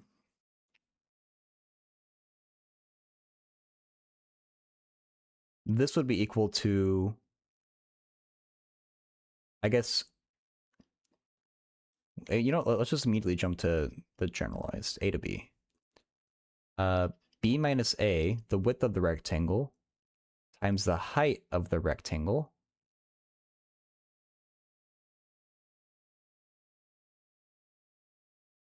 Do you ever want to use A? Or should this involve A?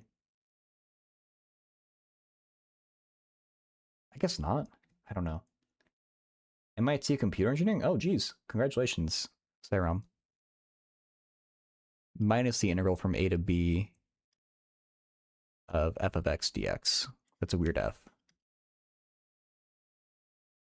I'm worried I got this bit here wrong.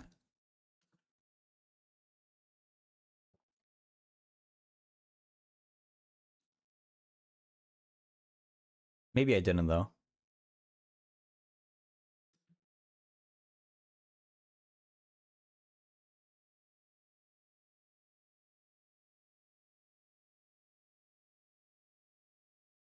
You think f of b is correct? Okay. How IIT works? No, I don't.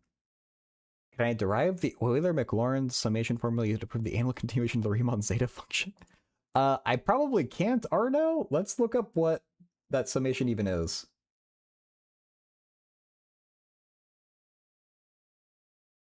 Euler-Maclaurin summation.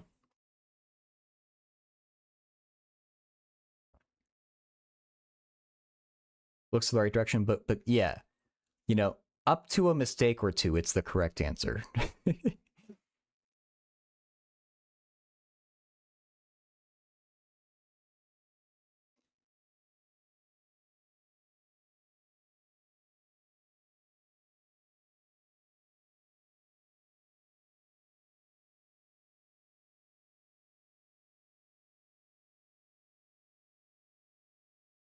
Yeah, I never thought of that, but I wonder if that if that ever like is helpful for an integral you'd see out in the wild. I think you probably have to construct an example where it's helpful. I mean, maybe there's a function where it's easier to integrate the inverse, but you have to find the inverse. If the function is complicated enough, you probably can't find the inverse. I don't know.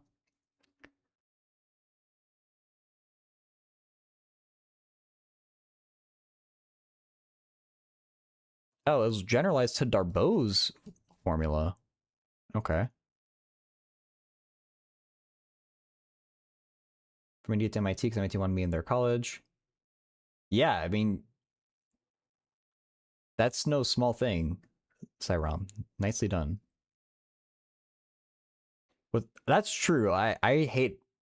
Okay, it is 1 over root 1 minus x squared, but I hate that I know that. It's stupid.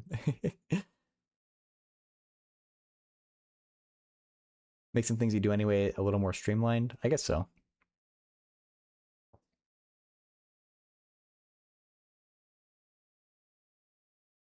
Oh, who uses M and N?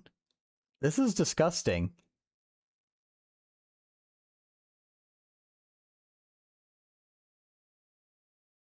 They can be approximated with this sum.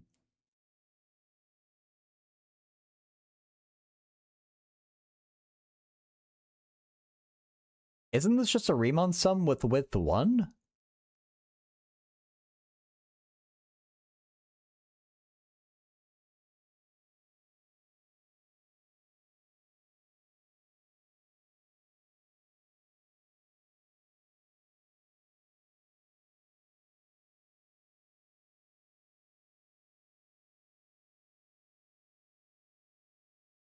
Bernoulli numbers? What?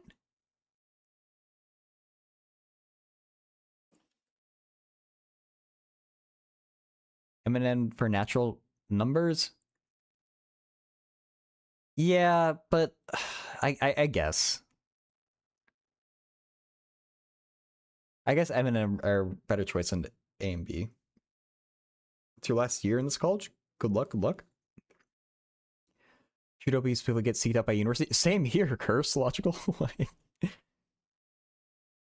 Yeah, so Arnau asked if we can derive the Euler-Maclaurin summation, which I had never heard of. It seems to be a baby Riemann sum for what I'm reading so far. But it's about to get crazy, so maybe it's not a baby Riemann sum. Oh yeah, I'm sure it's not easy, Cyram. Explicitly for p a positive integer and a function f of x that is p times continuously differentiable on the interval mn, we have s minus I. Oh, the error. Oh, I don't care about the error. Eldritch, thank you, thank you.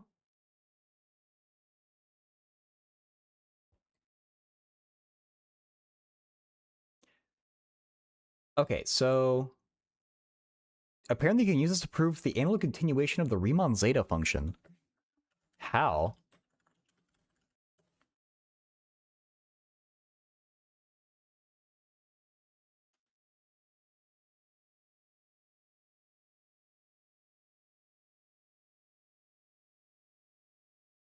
Yes, well, I didn't realize that this is talking about the error. For Arnau's question, I don't think we care about the error.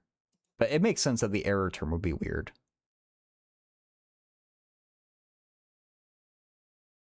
Um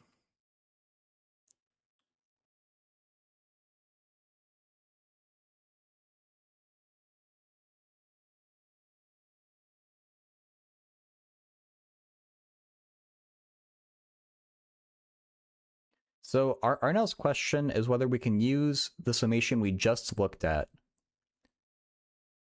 to analytically continue the Riemann Zeta function.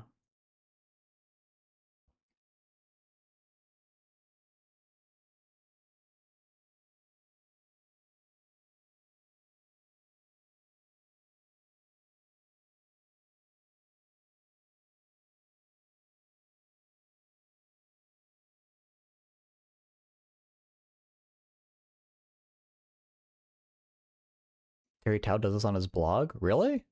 Probably be better just to find that.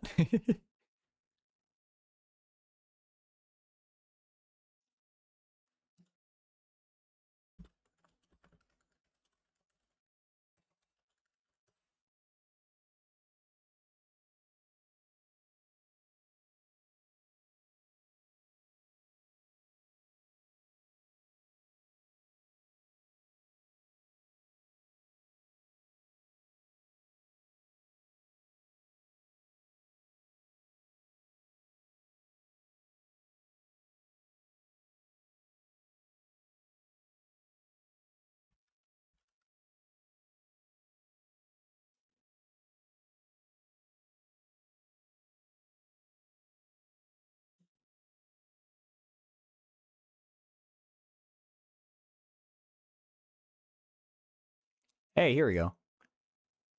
Oh, you do need the remainder apparently. 8 pages?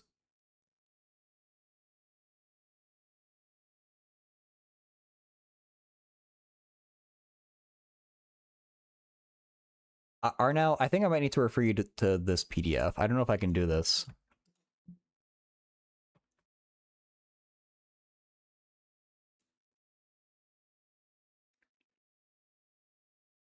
What is like the most stressful thing you've encountered in your life? I assume you just mean like academically, and that's probably my partial differential equations class. Take a free. I mean, the SAT practice tests aren't that related to the actual SAT is the problem. They sort of are, but like it's not perfect. Um. Hey, Roxra. Yes, Siren was saying that I should take a free like SAT practice test. I don't know if I'd want to do that. Stop streaming or I stop watching stream. I'll miss your scrolling math PDFs. They are hypnotizing. You like it when I scroll through math PDFs? I'm really good at that. I can do this all day. Is this content right here?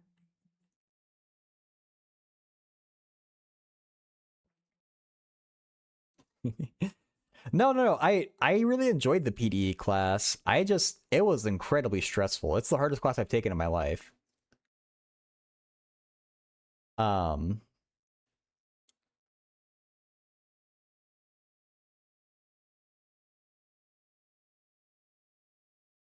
yeah, PDs are cool. I just there's way too much theory that, or there's way too much background that I don't know to truly like learn them well.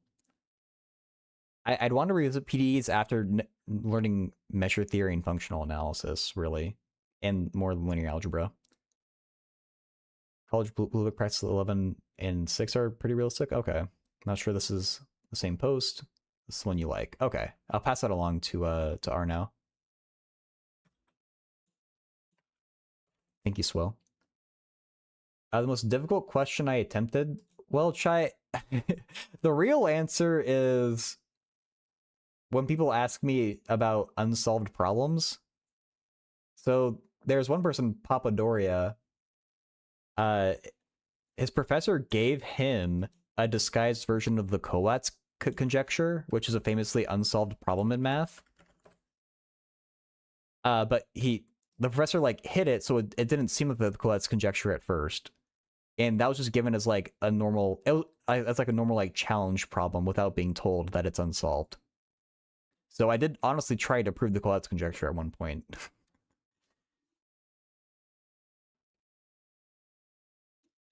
AP language in high school was low-key harder. Yeah, I've always done worse in English classes than in math classes. Now the PDE is easy, but oh, you're saying AP language is worse than PDEs? I would not say that.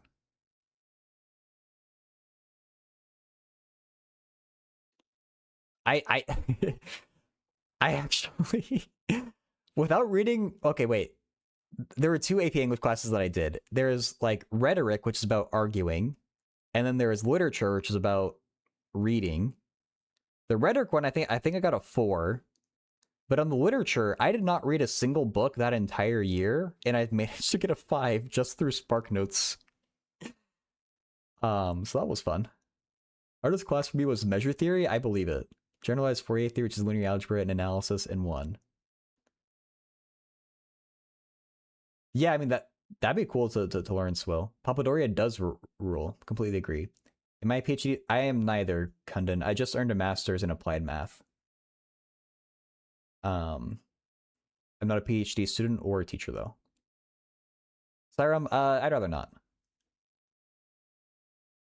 For linear PDs, right? Yeah. Wonder if ergodic theory can say something about Collatz conjecture. I wouldn't know. Language exams in grad school were the roughest thing. Did you have to do language exams while studying math? Or was it just like, is English not your first language? I know that like, I've said in America, foreign students are frequently required to take an English test. At least foreign students from non-English speaking countries.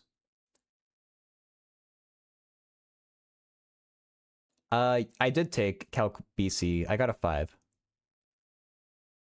My hobby, sitting down with grad students and timing how long it takes them to figure out I'm not actually an expert in their field. Junior, our big problem is heat dissipation. Have you tried logarithms? 48 seconds. Linguistics. So does the Finno-Ugric family include, say, Klingon? 63 seconds. Sociology, yeah. My latest work is on ranking people from best to worst. 4 minutes. Literary criticism. You see, the deconstruction is inextricable from not only the text, but also the self. 8 papers and 2 books, and they haven't caught on. True. I took it in high school, yeah. Yeah, I never learned much about nonlinear PDEs. Like a little bit. We got a little taste. I think for nonlinear, you have to go to, for energy methods, as far as I know. You want to sleep, but you don't want to sleep. But I also so sleepy. That's a rough place to be in, Leo. You should try closing one of your eyes and see if you can like half sleep. That's my recommendation. Oh yeah, Roxra. I feel bad that the stream frequently becomes about really difficult math. Um, I wouldn't mind doing like AP type questions. I just need people to like ask, or like I want people to actually like need help with them, I guess.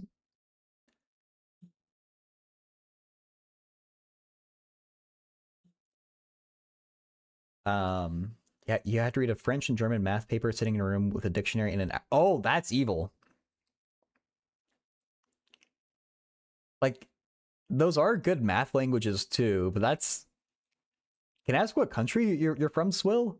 You don't have to say if you don't want, but I'm really curious where they required students to be able to read French and German. Well, at least well enough. Is it possible to sleep like that? No, Kundun, I'm just making a joke. You only have one eye and another one. Maybe try closing both eyes. You need help? Oh yeah, Rook, sorry, I'm happy to help. You like me scrolling the PDF? This is like a new type of ASMR. 10th standard preparing for JEE. Like we have to study for 2 levels. Done first level permutation combinations, matrices, relation functions. Second level is pending. Stu, good freaking luck. The JEE seems incredibly difficult, so I wish you the best of luck. Some nonlinear PDEs are easy, like the shockwave equation. If it's not the shockwave equation, yeah, you're pulling out MATLAB or Python, yeah. Born and raised in New Jersey? Oh. I'm shocked that American University would make you do that. That's interesting. I haven't heard of that. I don't know about the JE, no.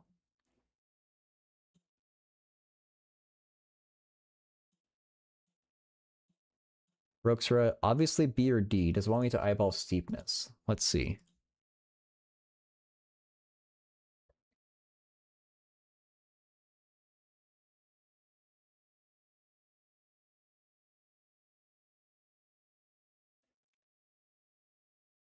Leo. Oh, please tell me this is the first step to you dual streaming. I'm following you. I'm your first follower, Leo. Account created 1 minute ago. I get the glory. I'm your first follower.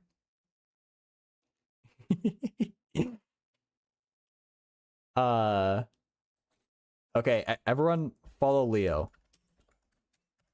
on Twitch and on YouTube. It's Mio. She want it if it works. Okay, I'll give you the plugin that I use. There's more than one way to do it. Uh,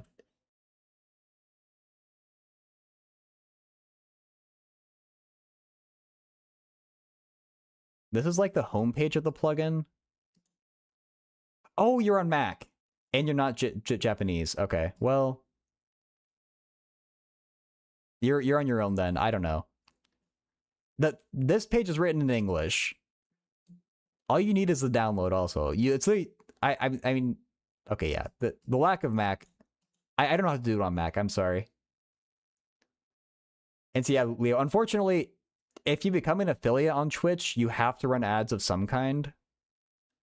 And so for me, the lesser of two evils is having a 30-second pre-roll ad when you first open the stream, and then there's no ads ever after that, as long as you don't refresh the stream. The alternative is like 3 minutes of ads per hour minimum or something.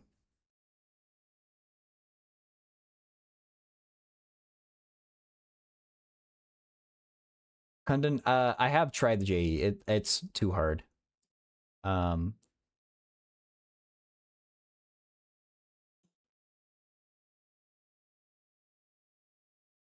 I don't enjoy it.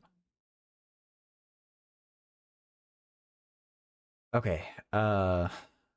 Sorry, I will look at this question in a second. I'm just trying to catch up with chat. You don't have to be fluent. A lot of people are able to bullshit this exam because math knowledge made up for lack of language knowledge. Me and foreign languages just don't get along. That's fair enough, Swill. I have noticed that it's a lot easier to read math in foreign languages than it is to read other things in foreign languages. Like, you can piece together things pretty well, depending on what exactly it is. My favorite Japanese math streamer? I wish I knew Japanese. Do you want to go back to YouTube now? Yeah. Last seen streaming on YouTube. Will I ever become affiliate? I like having emotes. I like having the channel points. I don't know. It just feels like what you do on Twitch. Hey Loki. I don't know. I became an affiliate because most of the people on Twitch become an affiliate, basically. Position versus time graph shown here depicts the motion of an object during a 5-second time interval. Which one is the correct graph of the object's velocity versus time? Oh, okay, yeah. So what you do, split this up into, like, wherever there's a corner, like there's a corner here and a corner here, just split that baby up. And then we want to talk about, because we have position versus time, and so velocity versus time is the derivative. But this is just, all these pieces are linear, so derivative is just the slope of each of these lines. So the slope here, it's positive, and yeah, it's a positive number. That's the important thing. The slope here suddenly jumps to be 0, and the slope here suddenly jumps to be a negative number.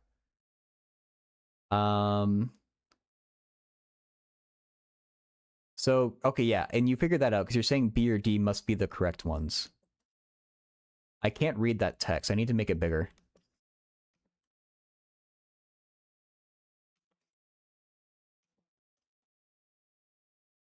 Ah.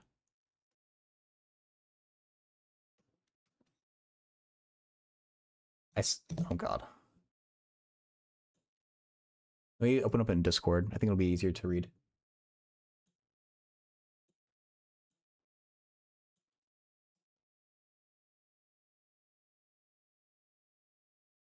Oh, okay. The only difference, it's the positive a bigger slope than the negative slope. That's what they're asking about between B and D. Okay. I thought there were labels on the axes, or I thought the labels were important, rather. Which line is steeper? This line looks steeper than this line. So the negative slope, it should be more negative.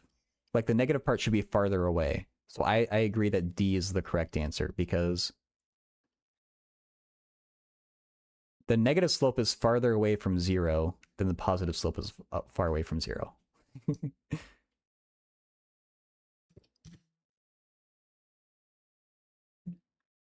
Loki, what's the question?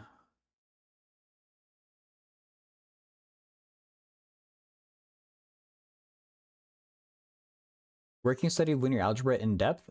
Oh, that's a great question. I actually was just starting to do that a little bit on stream at the start. Oh wait, this won't be right. Well, two things. Well, okay, never mind. I assume you've already done an introductory linear algebra class. And in that case, if you want more advanced linear algebra, this is a free and legal book that I was thinking about just starting to go through myself.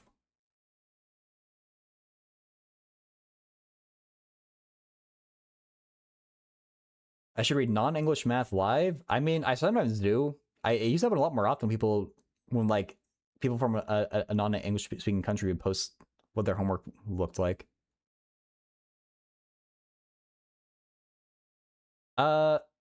Speed is always positive. Velocity can be negative. Reading math in French is like math in English, but you're feeling ooh la la French. Yeah. I like to think of the derivative of the corners as the mean of the two-sided slopes. I think Fourier agrees. Fourier would agree. That's more of like, I think of that as more of a byproduct than an intentional thing. Why should I not understand math in French if I can already not understand math in English? I like that attitude. Where can you study it shallowly, though? A lot of places. My professor said linear algebra done right should be called linear algebra done wrong. Really? I mean, I don't know that much about linear algebra resources. If Leo was streaming, I would rate him. He was streaming earlier in the day, though, so.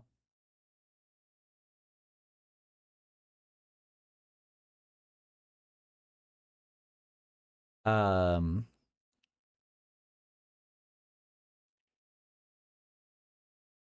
what about medium shallowly? Oh, God.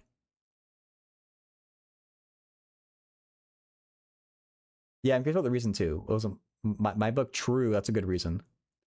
You still don't like Algebra After Chapter 0 by Luffy. I mean, yeah, most algebra I don't like. Linear algebra is one of the few algebras that I do like. So not done the modern algebra stuff. Yeah, you're not streaming again. Yeah. There's another book called. Is there actually? I want that book. 284 pages. Linear algebra done wrong.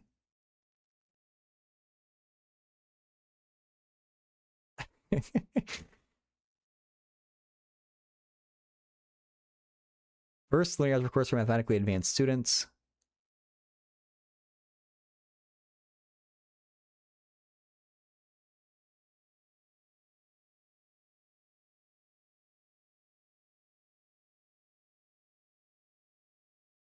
I'm still not sure why it's done wrong.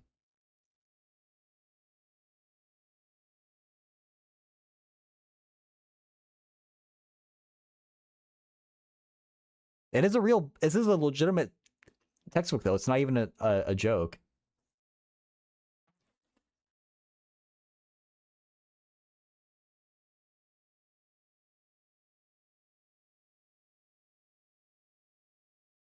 Oh yeah, look, you don't need to talk about it if you don't want. I'm sorry for the stuff the stress that you're dealing with though. Oh, I mean, I can't recommend this book. I don't know if it's good or bad. I guess the same thing is true with linear algebra done right though. um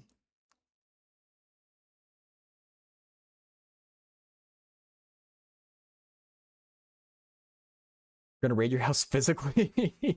Deciding linear algebra debates whether bases should be avoided or not. Oh, okay. The coordinates are not the coordinates. It's true my book will be coordinate free for the most part. I mean, I mix the music up. I really try to play stuff that's kind of like neutral though. That even if it's not your favorite music, you don't like dislike it. But I guess I'm failing there. That is why I like. That is why I have music on one platform and not on the other because not everyone likes it. Bases are important for applications. So if you ask me coordinate free, I say yes. Maybe it has matrices. Done wrong is a bit of a dig at the done right. I guess so. Just don't be stressed. That's a wise thing. Hey Jed. No professionals meets except to conspire against the public at large. That's a terrible fortune. There is I think it's a class called Street Math. Computer science engineering background? Not really Hello World. Sorry. The other thing I can say, Loki, is MIT OpenCourseWare. I don't know if they will do linear algebra at the level that you're hoping for, but there are a lot of linear algebra classes in MIT OpenCourseWare. So you might be able to look through these and find one that suits you, like whatever level you're trying to find. It should be taught at multiple levels. Maybe not. I don't know.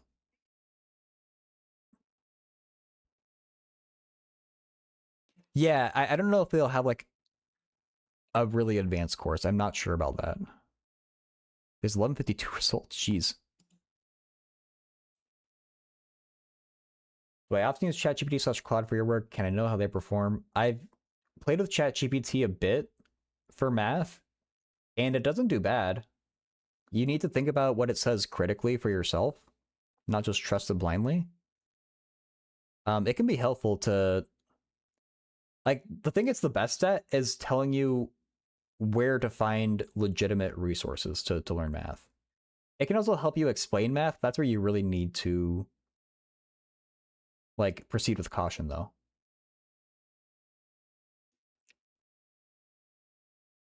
You scrolling the page? Okay. Conspiring, using numbers to do it, public can't figure out what we're up to. True. Unfortunately, the red swill, you are a fuck or shit or something. Wait, or a cunt? I don't know. Hard to find grad courses that start assuming high school background. Yeah. So the restaurant did not like you. That'd be funny. You said you're doing math with pencil and paper.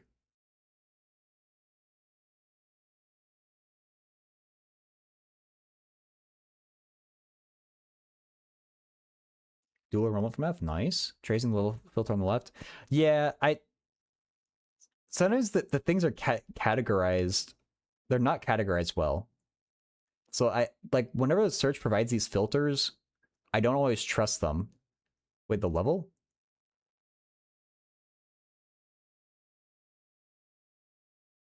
Am I dumb? Oh, this one. Oh, ha. Thank you. Do they not have graduate level linear algebra? Or maybe it's folded into one of their abstract algebra classes.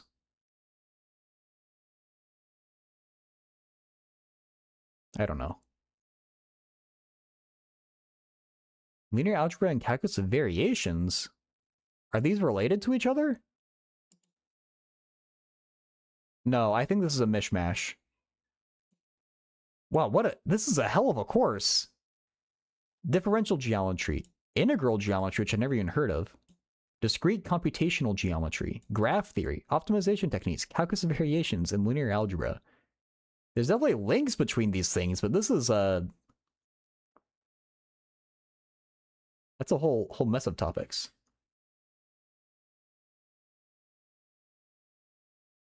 Linear algebra is more advanced than other algebra classes. Okay.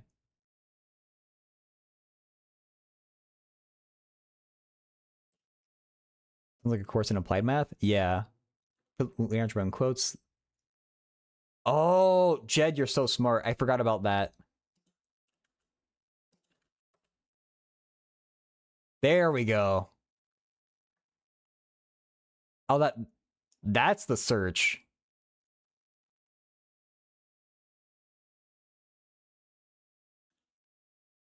Still mostly undergrad. Let's see. Go back to grad. Yeah, so it's probably folded into a different algebra course for the graduate stuff.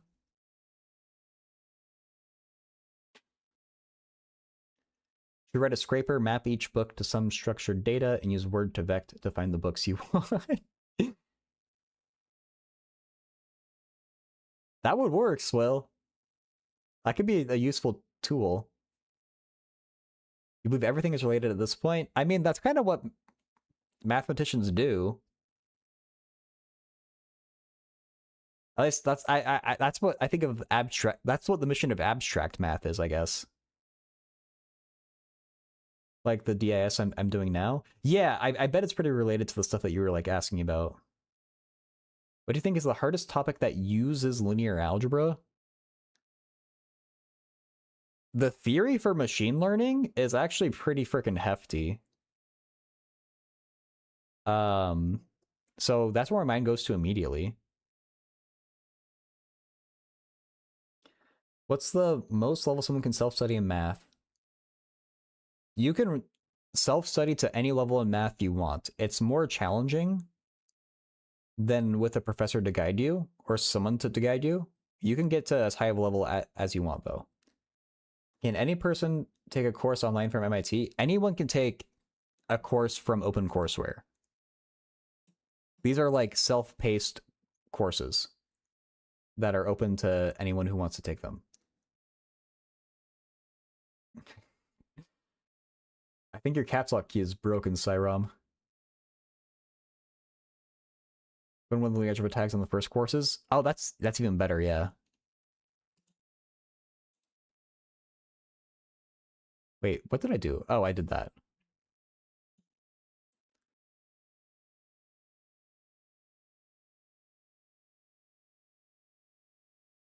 And I guess then you filter it to graduate.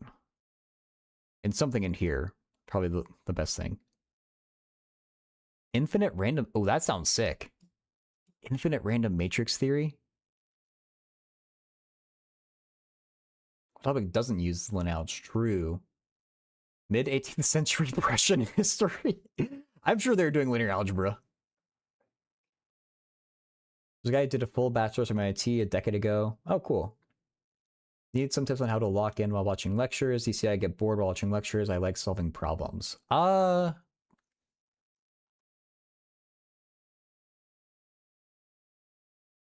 don't know. I don't usually have a problem with concentrating during lectures. If it's a really difficult problem, it might be worth talking to a professional about it. It could be like an ADHD sort of thing. I have to sneeze. Whew, okay. But yeah, I would focus on. There's kind of two schools of thought where some people, like me, take notes pretty thoroughly, and the notes help them remember stuff. And other people do not take notes, and they just focus on what's being said and trying to understand what's being said. And so if you only tried one style, you might want to try the other style. Hey, Speedcuber, I'm doing good. How about you? It's been a minute. But yeah, you can also like try to come up with questions about it. Even if you don't ask the questions, just like try to come up with questions about what the lecturer is saying. That might help. I'm falling behind on chat. Sorry if people are here for me to see me actually do math, but I'm just trying to keep up with chat right now. Going through some applied linear algebra, function spaces, integral equations, Green's functions, calculus variations. That's great stuff, Breasticles. I've only barely scratched the surface of stuff like that. The professor is too famous to ask him stupid stuff, though. Yep, that sucks. Sometimes lectures just kind of suck. Pick any advanced math, homotopy theory, the proof of FLT, anything where require linear algebra. Okay. Which just censored him stupid for me. Oh, there is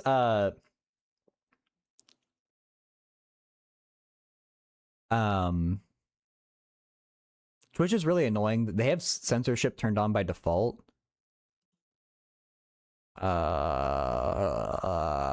It's only for your end though.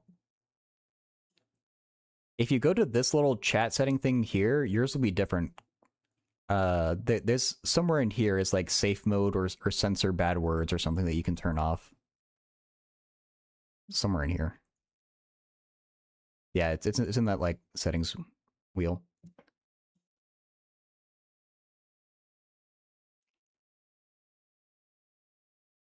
Click the tag, use a topic filter, linear algebra. Yeah, I think the topic filter is better, Jed. I would imagine it is. They have a cool course on matrix calculus. Ooh. I've been wanting to learn matrix calculus. Classic double standards of real life is preserved. What class can I take that'll make you show up to one of my streams just once ever? I did show up to one of your streams once ever. I want to show up to one again. I mean, I can't do it for you. You have to turn it off yourself.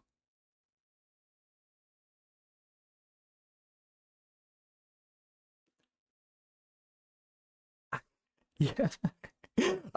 I was streaming. I promise eventually I will catch you again. I have to remember to check my YouTube more.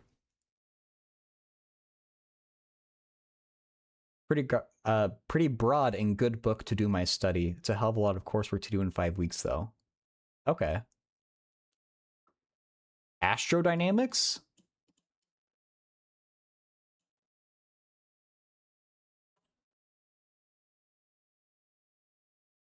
Something happened on the way to the moon. Oh, that's a lot of reading, Jed. I don't know if I want to read all this.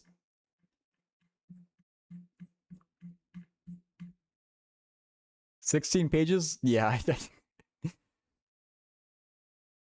I don't know if I'm not that fast at reading. Yeah, I was just farming Leo. I wish I did, Dessen. I just missed it. Yeah, I need notifications outside of YouTube for when Leo goes live, basically. Or for Leo to start dual streaming on Twitch. Trinamics instead of dynamics, that's true.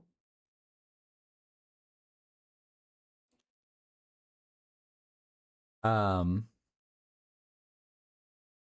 can you help with my notes problem? What's your notes problem? Hello world.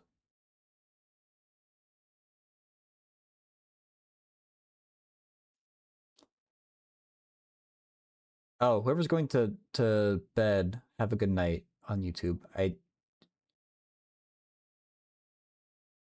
I'm missing half the conversation.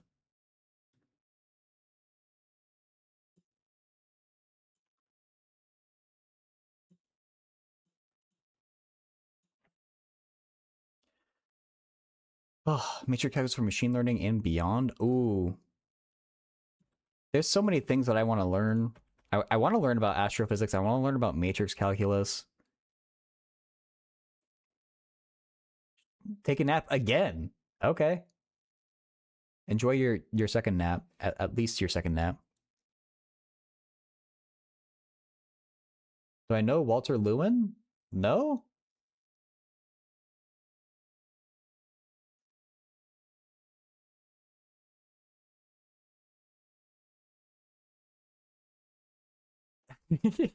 Refuses to learn from Leo lectures. Yep, that's what I do. I just thought it was catchy. Cyram. A lot of names I thought of before Dawn Factorial were taken, basically.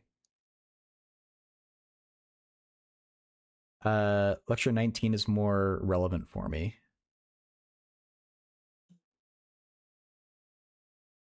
Of this matrix calculus one, or the thing I was looking at before? Oh, it doesn't have 19 lectures, so it must have been the thing I was looking at before.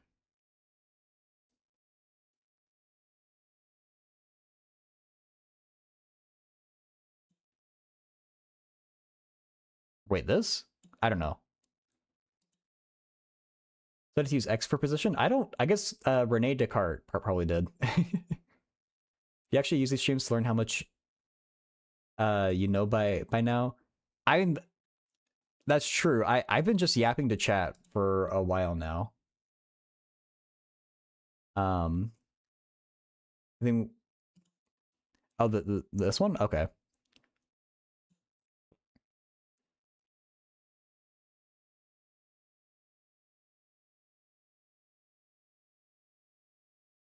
My YouTube chat, a Discord server. I guess I am. See you, Loki. Have a good night. Yeah, before I used to be Don Does Math. Just gotta stop shooting so many zombies. I only have so much brain power each day to learn stuff, and so when I run out of brain power, that's when I start to shoot zombies. I wouldn't be able to learn much anyway when I'm gaming. What's the lectures got removed from OCW? Oh, okay. Is there no algebra topic I'd like to learn? Well, linear algebra, yeah. Everything else, no.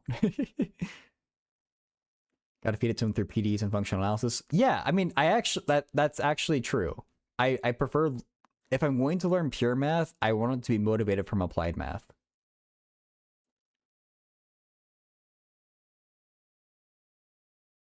Like medicine would you give to your dog? Yes, please wrap up the abstract algebra in like a slice of ham or something. I'll enjoy it much more.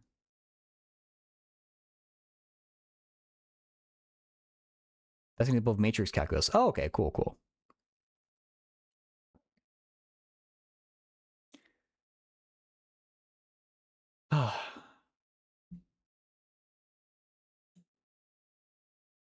um,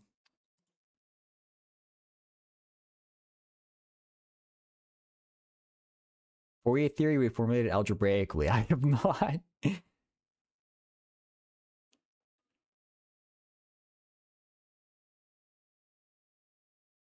SAT? Oh my god. Okay, what's the thing? SAT Blue Book it was called? Brookster said 6 and 11.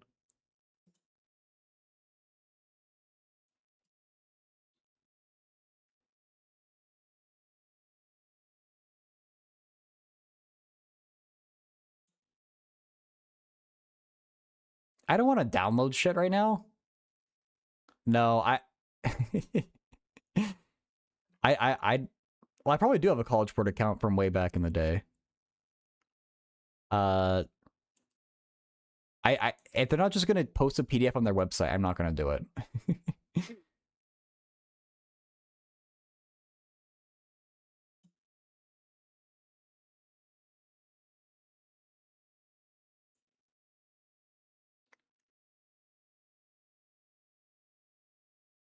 SAT is NP hard. There are PDFs? Okay.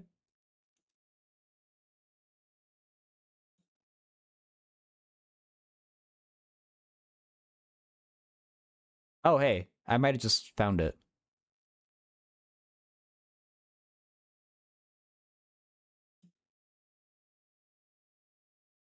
Okay, I'll just use Roxro's link.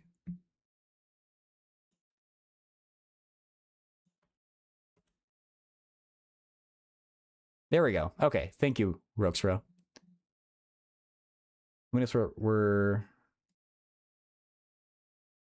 like this in math class. We'll watch this and then we'll do math questions until we feel like until we don't want to.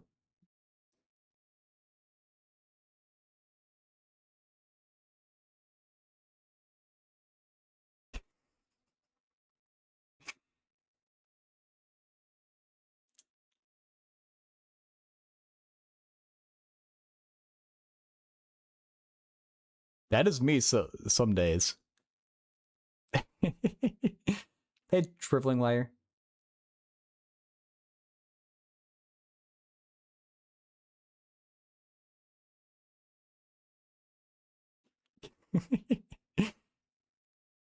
Okay. I I can debate it or whatever. I've already found a practice test. You don't need to keep copy and paste that from Discord. Partial sum.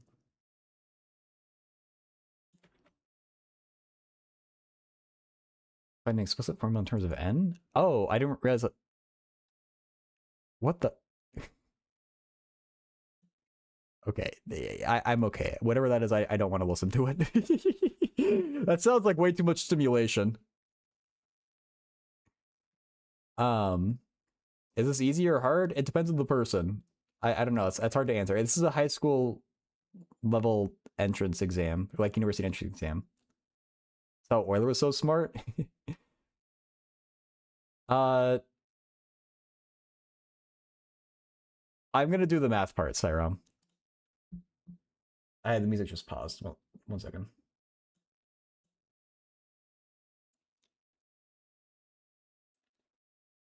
And dribbling layer. I saw that posted. I wasn't sure how you do it though.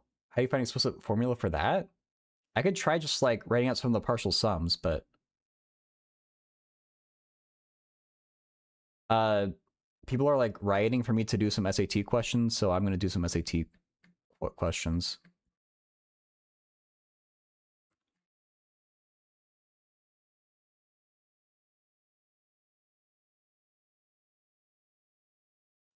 Oh, is this math? We're reading and writing. Never mind.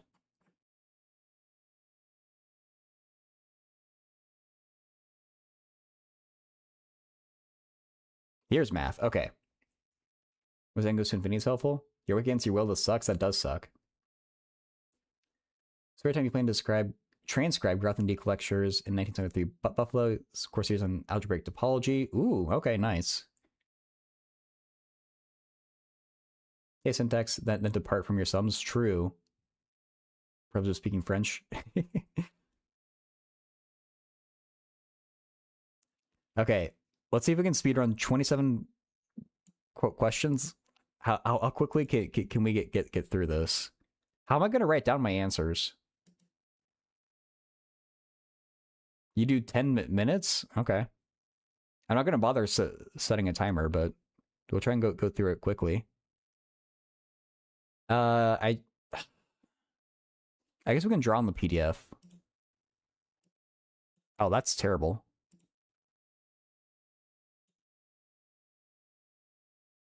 Wait, pencil. Color. We'll do blue. Okay.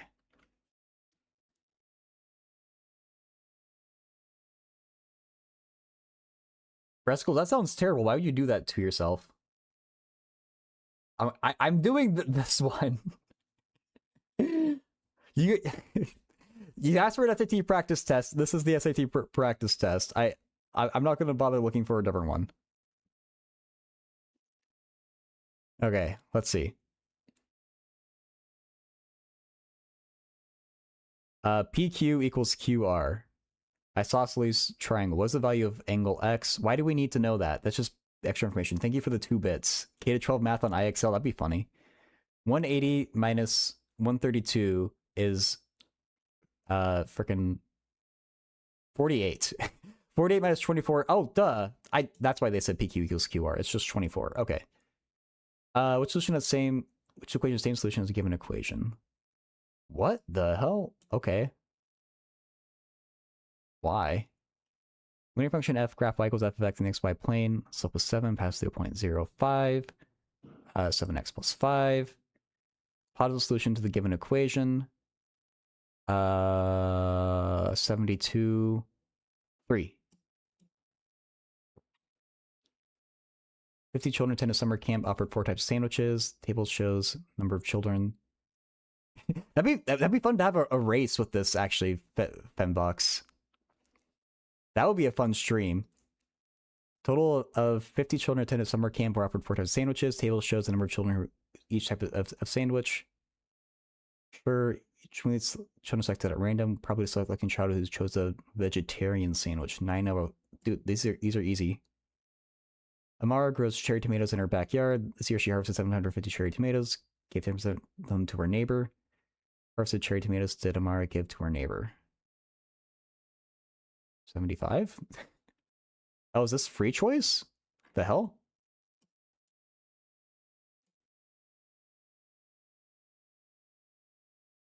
Oh my, what is this thing? The value of y. We'll just subtract them. Or 30? Not negative? Because you subtract the 2 equations, you get minus y equals minus 30. Yeah. Chess tournament, each participant earns 1 point for each game. Participant plays that. Then a draw, 3 points for each game participant wins. During participation in this tournament participant has earned 41 points, which runs the situation. D represents the number of games participant has played. Oh my god. Okay. D plus 3W equals 41. Yeah, x plus y is wild. Function g is defined like that. When x equals 81, 309. Cable provider wanted to know how many of its 30,000 customers would be interested in a new service plan. Provider selected 300 customers at random. Asked each customer. It takes longer to read the question than it does to answer them. Interested in a new plan. 8 said they would be interested. That's not a good ratio. Following his best estimate of total number of customers who'd be interested in the new service plan.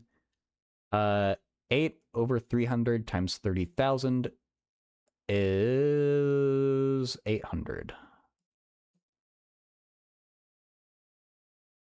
Yeah.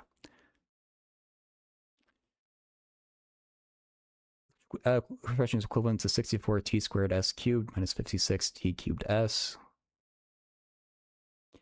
Factor out a 4t squared s, so it's c or d.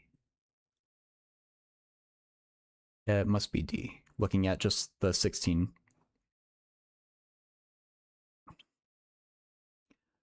X plus 5 is 14. X is 9, so it's a or b.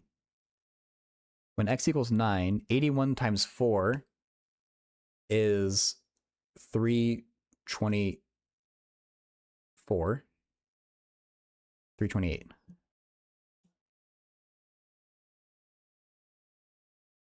Uh, 8x plus 11y is 170. Possible combinations of number of 2009 premium grade log cabin pennies. X. What the hell? Okay.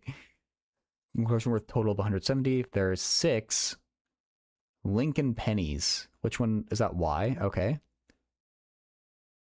So y is 6. 66. 170 minus 66 is 104. 104 divided by 8 is 13. Town of Smithville doubled every 75 years from 1659 to 1959. Population was 240,000 in 1959. Oh, so we're going backwards in time. So 75, 300 years. So that's 4 doublings. 4 doublings. So we divide it by 2 to the 4. 2 to the 4. Well, let's just divide it by 2 4 times. So 120, 60, 30, 15,000.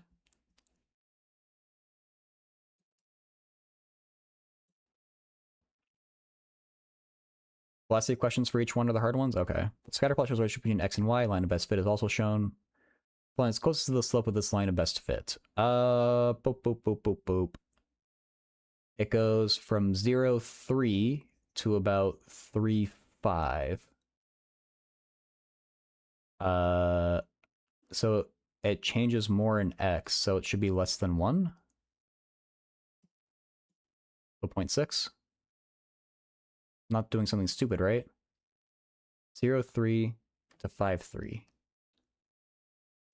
It changes by 2 and y divided by 5. Wait, what?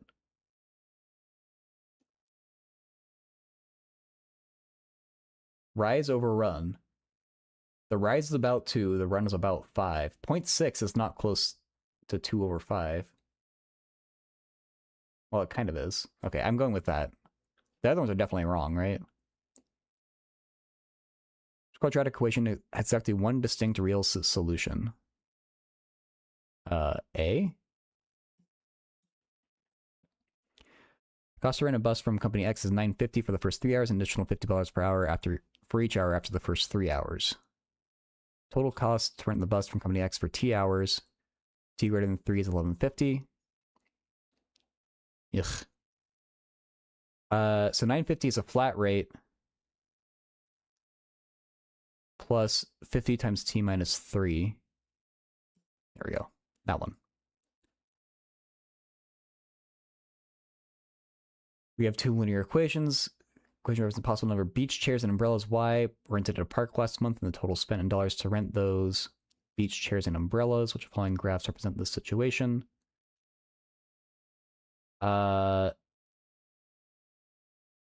Both lines should have negative slopes. And that answers the question already. B. Triangle QRS is shown. QR is less than RS. QR... Okay, so this side is shorter than this side. This expression represents the length of QS.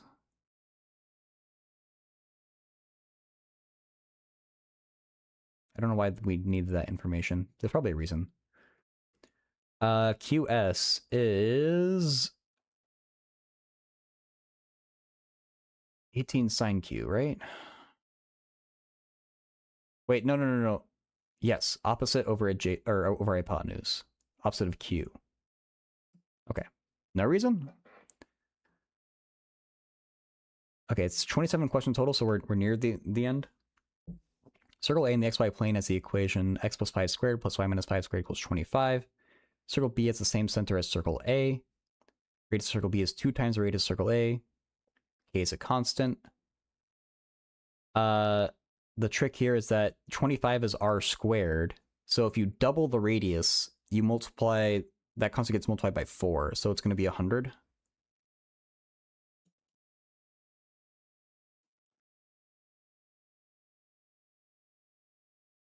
Yeah. Brookster agrees. Solution to the equation can be written like that, where k is a constant. B squared minus 4ac. 49 minus 40 is 9. So 9. You lost interest? Fair enough, Arad. I'm almost done, but I'm probably going to wrap up the stream soon anyway. Scientists measured length of 240 gray seals from Muscogette Island, 120 gray seals from Sable Island. Mean length of 240 gray seals was 88. Mean length 120. Wait, was 94. You don't like 9? B squared minus 4ac. I like 9. Yeah, if the answer key is provided, I'll check them. It's root k. Like, we don't take the square root.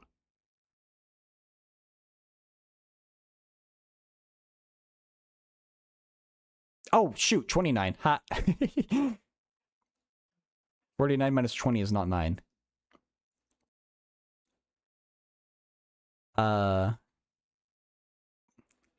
Mean length, so I would have gotten that one wrong. The mean length of all 360 gray seals, so this is a weighted average. We're gonna have to write this one out. 88 times 240 plus 94 times 120 over 360. That's a job for a calculator. I'm pretty sure you're allowed to use a calculator on the SAT. 88 times 240 plus 94 times 120 over 360. 90.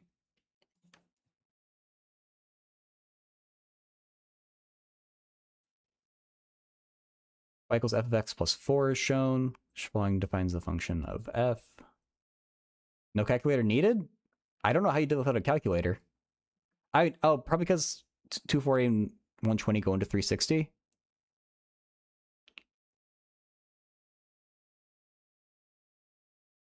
It's minus 3x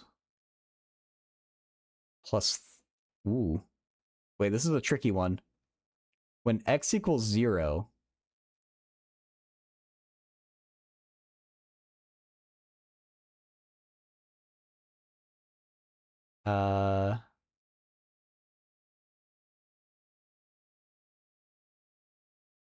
I think it's B. See Akin.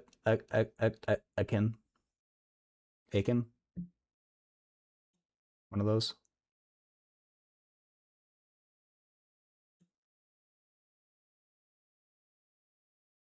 Two lines intersect at exactly 1 point, forming two acute angles, two obtuse angles. D?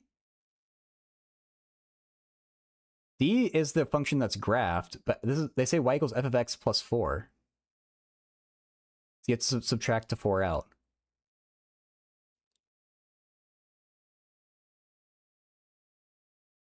Like they're tricking you. They're asking what f is, and they give you f of x plus 4. Two lines intersect at 1 point, forming two acute angles, two obtuse angles.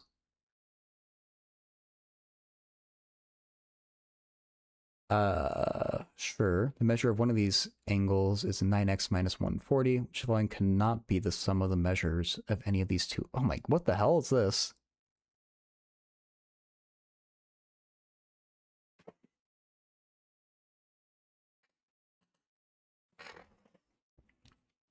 So 180 is definitely possible. If it's an obtuse plus an acute.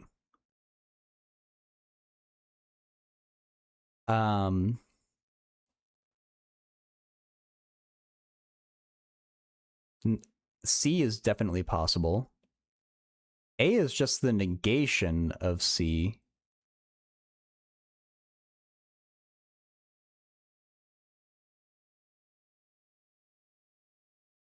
And B is A but 360 degrees added.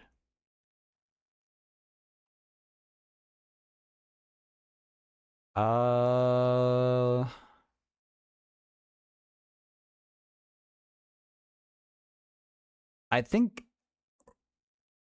I guess I don't actually know the answer to this question. I guess it's probably C because A and B have to both be right or both be wrong.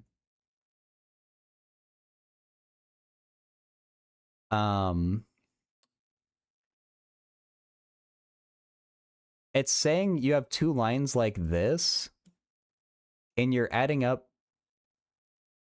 you're randomly selecting two of these angles and adding them. So if you add an obtuse plus an acute, you get 180. If you add two obtuse, I mean, you should get C. The X could be negative? Maybe. I don't really know. I just think like A and B just I'm just trying to do this with logic. Like I think A and B have to both be right or both be wrong. I am 99% sure 180 is correct, so that only leaves C. I don't really get that question either though. I don't know how you are supposed to do it. Given equation is one equation, a system of two linear equations. System of equations at least one solution, which the following equations could be the other equation in the system. You think it's B? I don't. They've added 2 pi to it basically. I don't know how it could be wrong.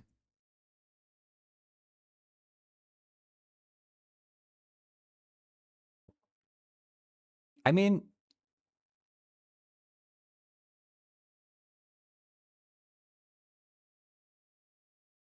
I don't know. You might be right, Breskel. Maybe I'm overthinking it.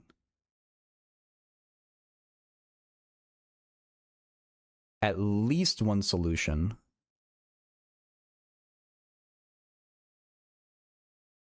These are such annoying numbers they've given us. Times 1.5. That's the key. Okay, so 1 is linearly dependent on the original equation. 2 is independent.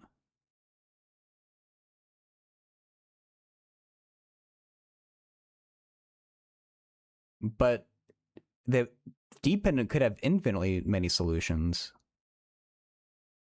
And this one does. I think it's both.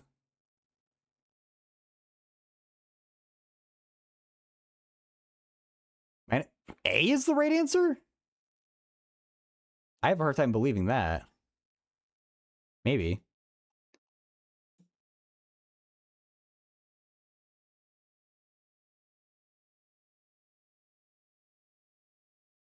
We've gotten 25 wrong. I mean, I don't know if I'm right. Hopefully the answers are posted. Rectangular prism. Also, hey, Obi. Yeah, these are the last two questions, and then I want to see it. Rectangular prism has a base area of 24t. Hey, Rox, are you and I did this one? Didn't we? Or maybe it's a different one about a prism. Right rectangular prism. No, it's a different one.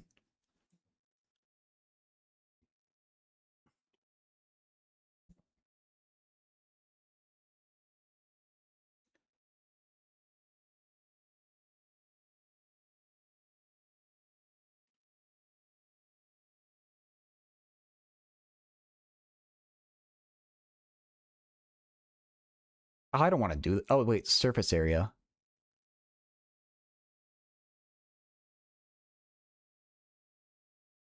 I thought that was going to be volume. Oh, shit. I didn't see the time. I'm sorry.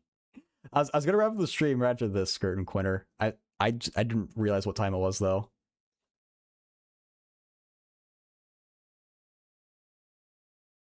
Hey, the rectangular. Ugh, this is annoying. I can't speedrun this one. That's why it's annoying. I was planning to wrap the stream up anyway. After I was trying to speedrun this, and then I was gonna wrap the stream anyway. I failed high school. Mm-hmm. Base of the rectangular prism. This is just annoying. Base length of the base. Well, Are we missing a dimension? I guess we're not.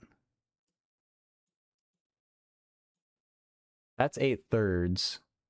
That's 24t divided by 8/3. So times 3/8. This is my mouse drawing skills, by the way.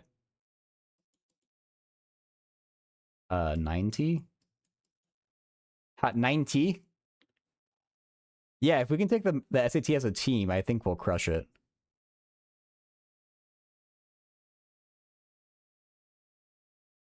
The height is 15. So, God, these are annoying numbers. We have 40 plus 24t plus 2 right triangles plus a slanted rectangle. A half 9t times 15 times 2. And then the slanted rectangle, we need the hypotenuse. Square root 15 squared plus 9t squared. Well, that's just a number. Okay, 8/3 times what? This doesn't match anything.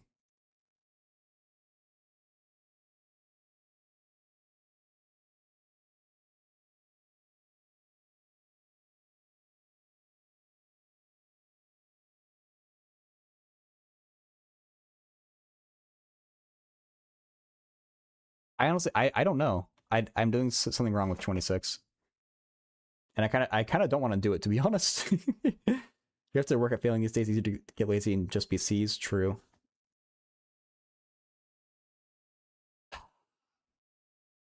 I don't really want to do IV's last two questions. I'm going to be honest. I do want to see the explanation for 24.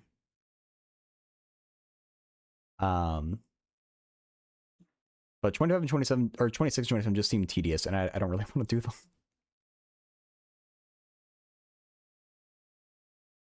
I had to like bail on it, but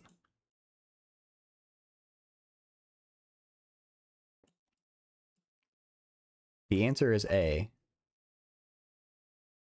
Which is the minus 18x plus 280. Forming two acute to obtuse, two lines intersect. Opposite angles are congruent, adjacent angles are supplementary. Measure one of the angles is 9x minus 140. There's the opposite angles 9x, yeah, right. Each adjacent angle is 180 minus that, minus an x plus 120. Oh, I guess I could have figured that out if I thought about it like that.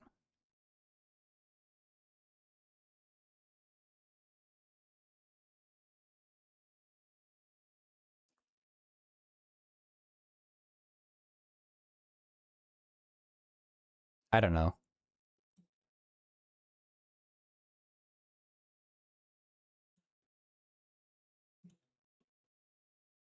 Okay, well, that's the last time I listened to YouTube chat.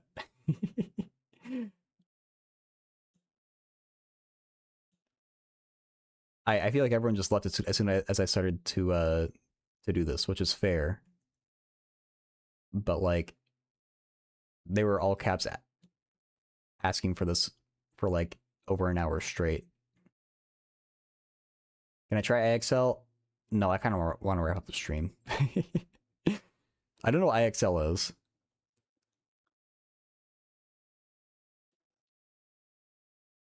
I am gonna wrap up the stream though. So if you here YouTube, thank you for being here. See you later, YouTube.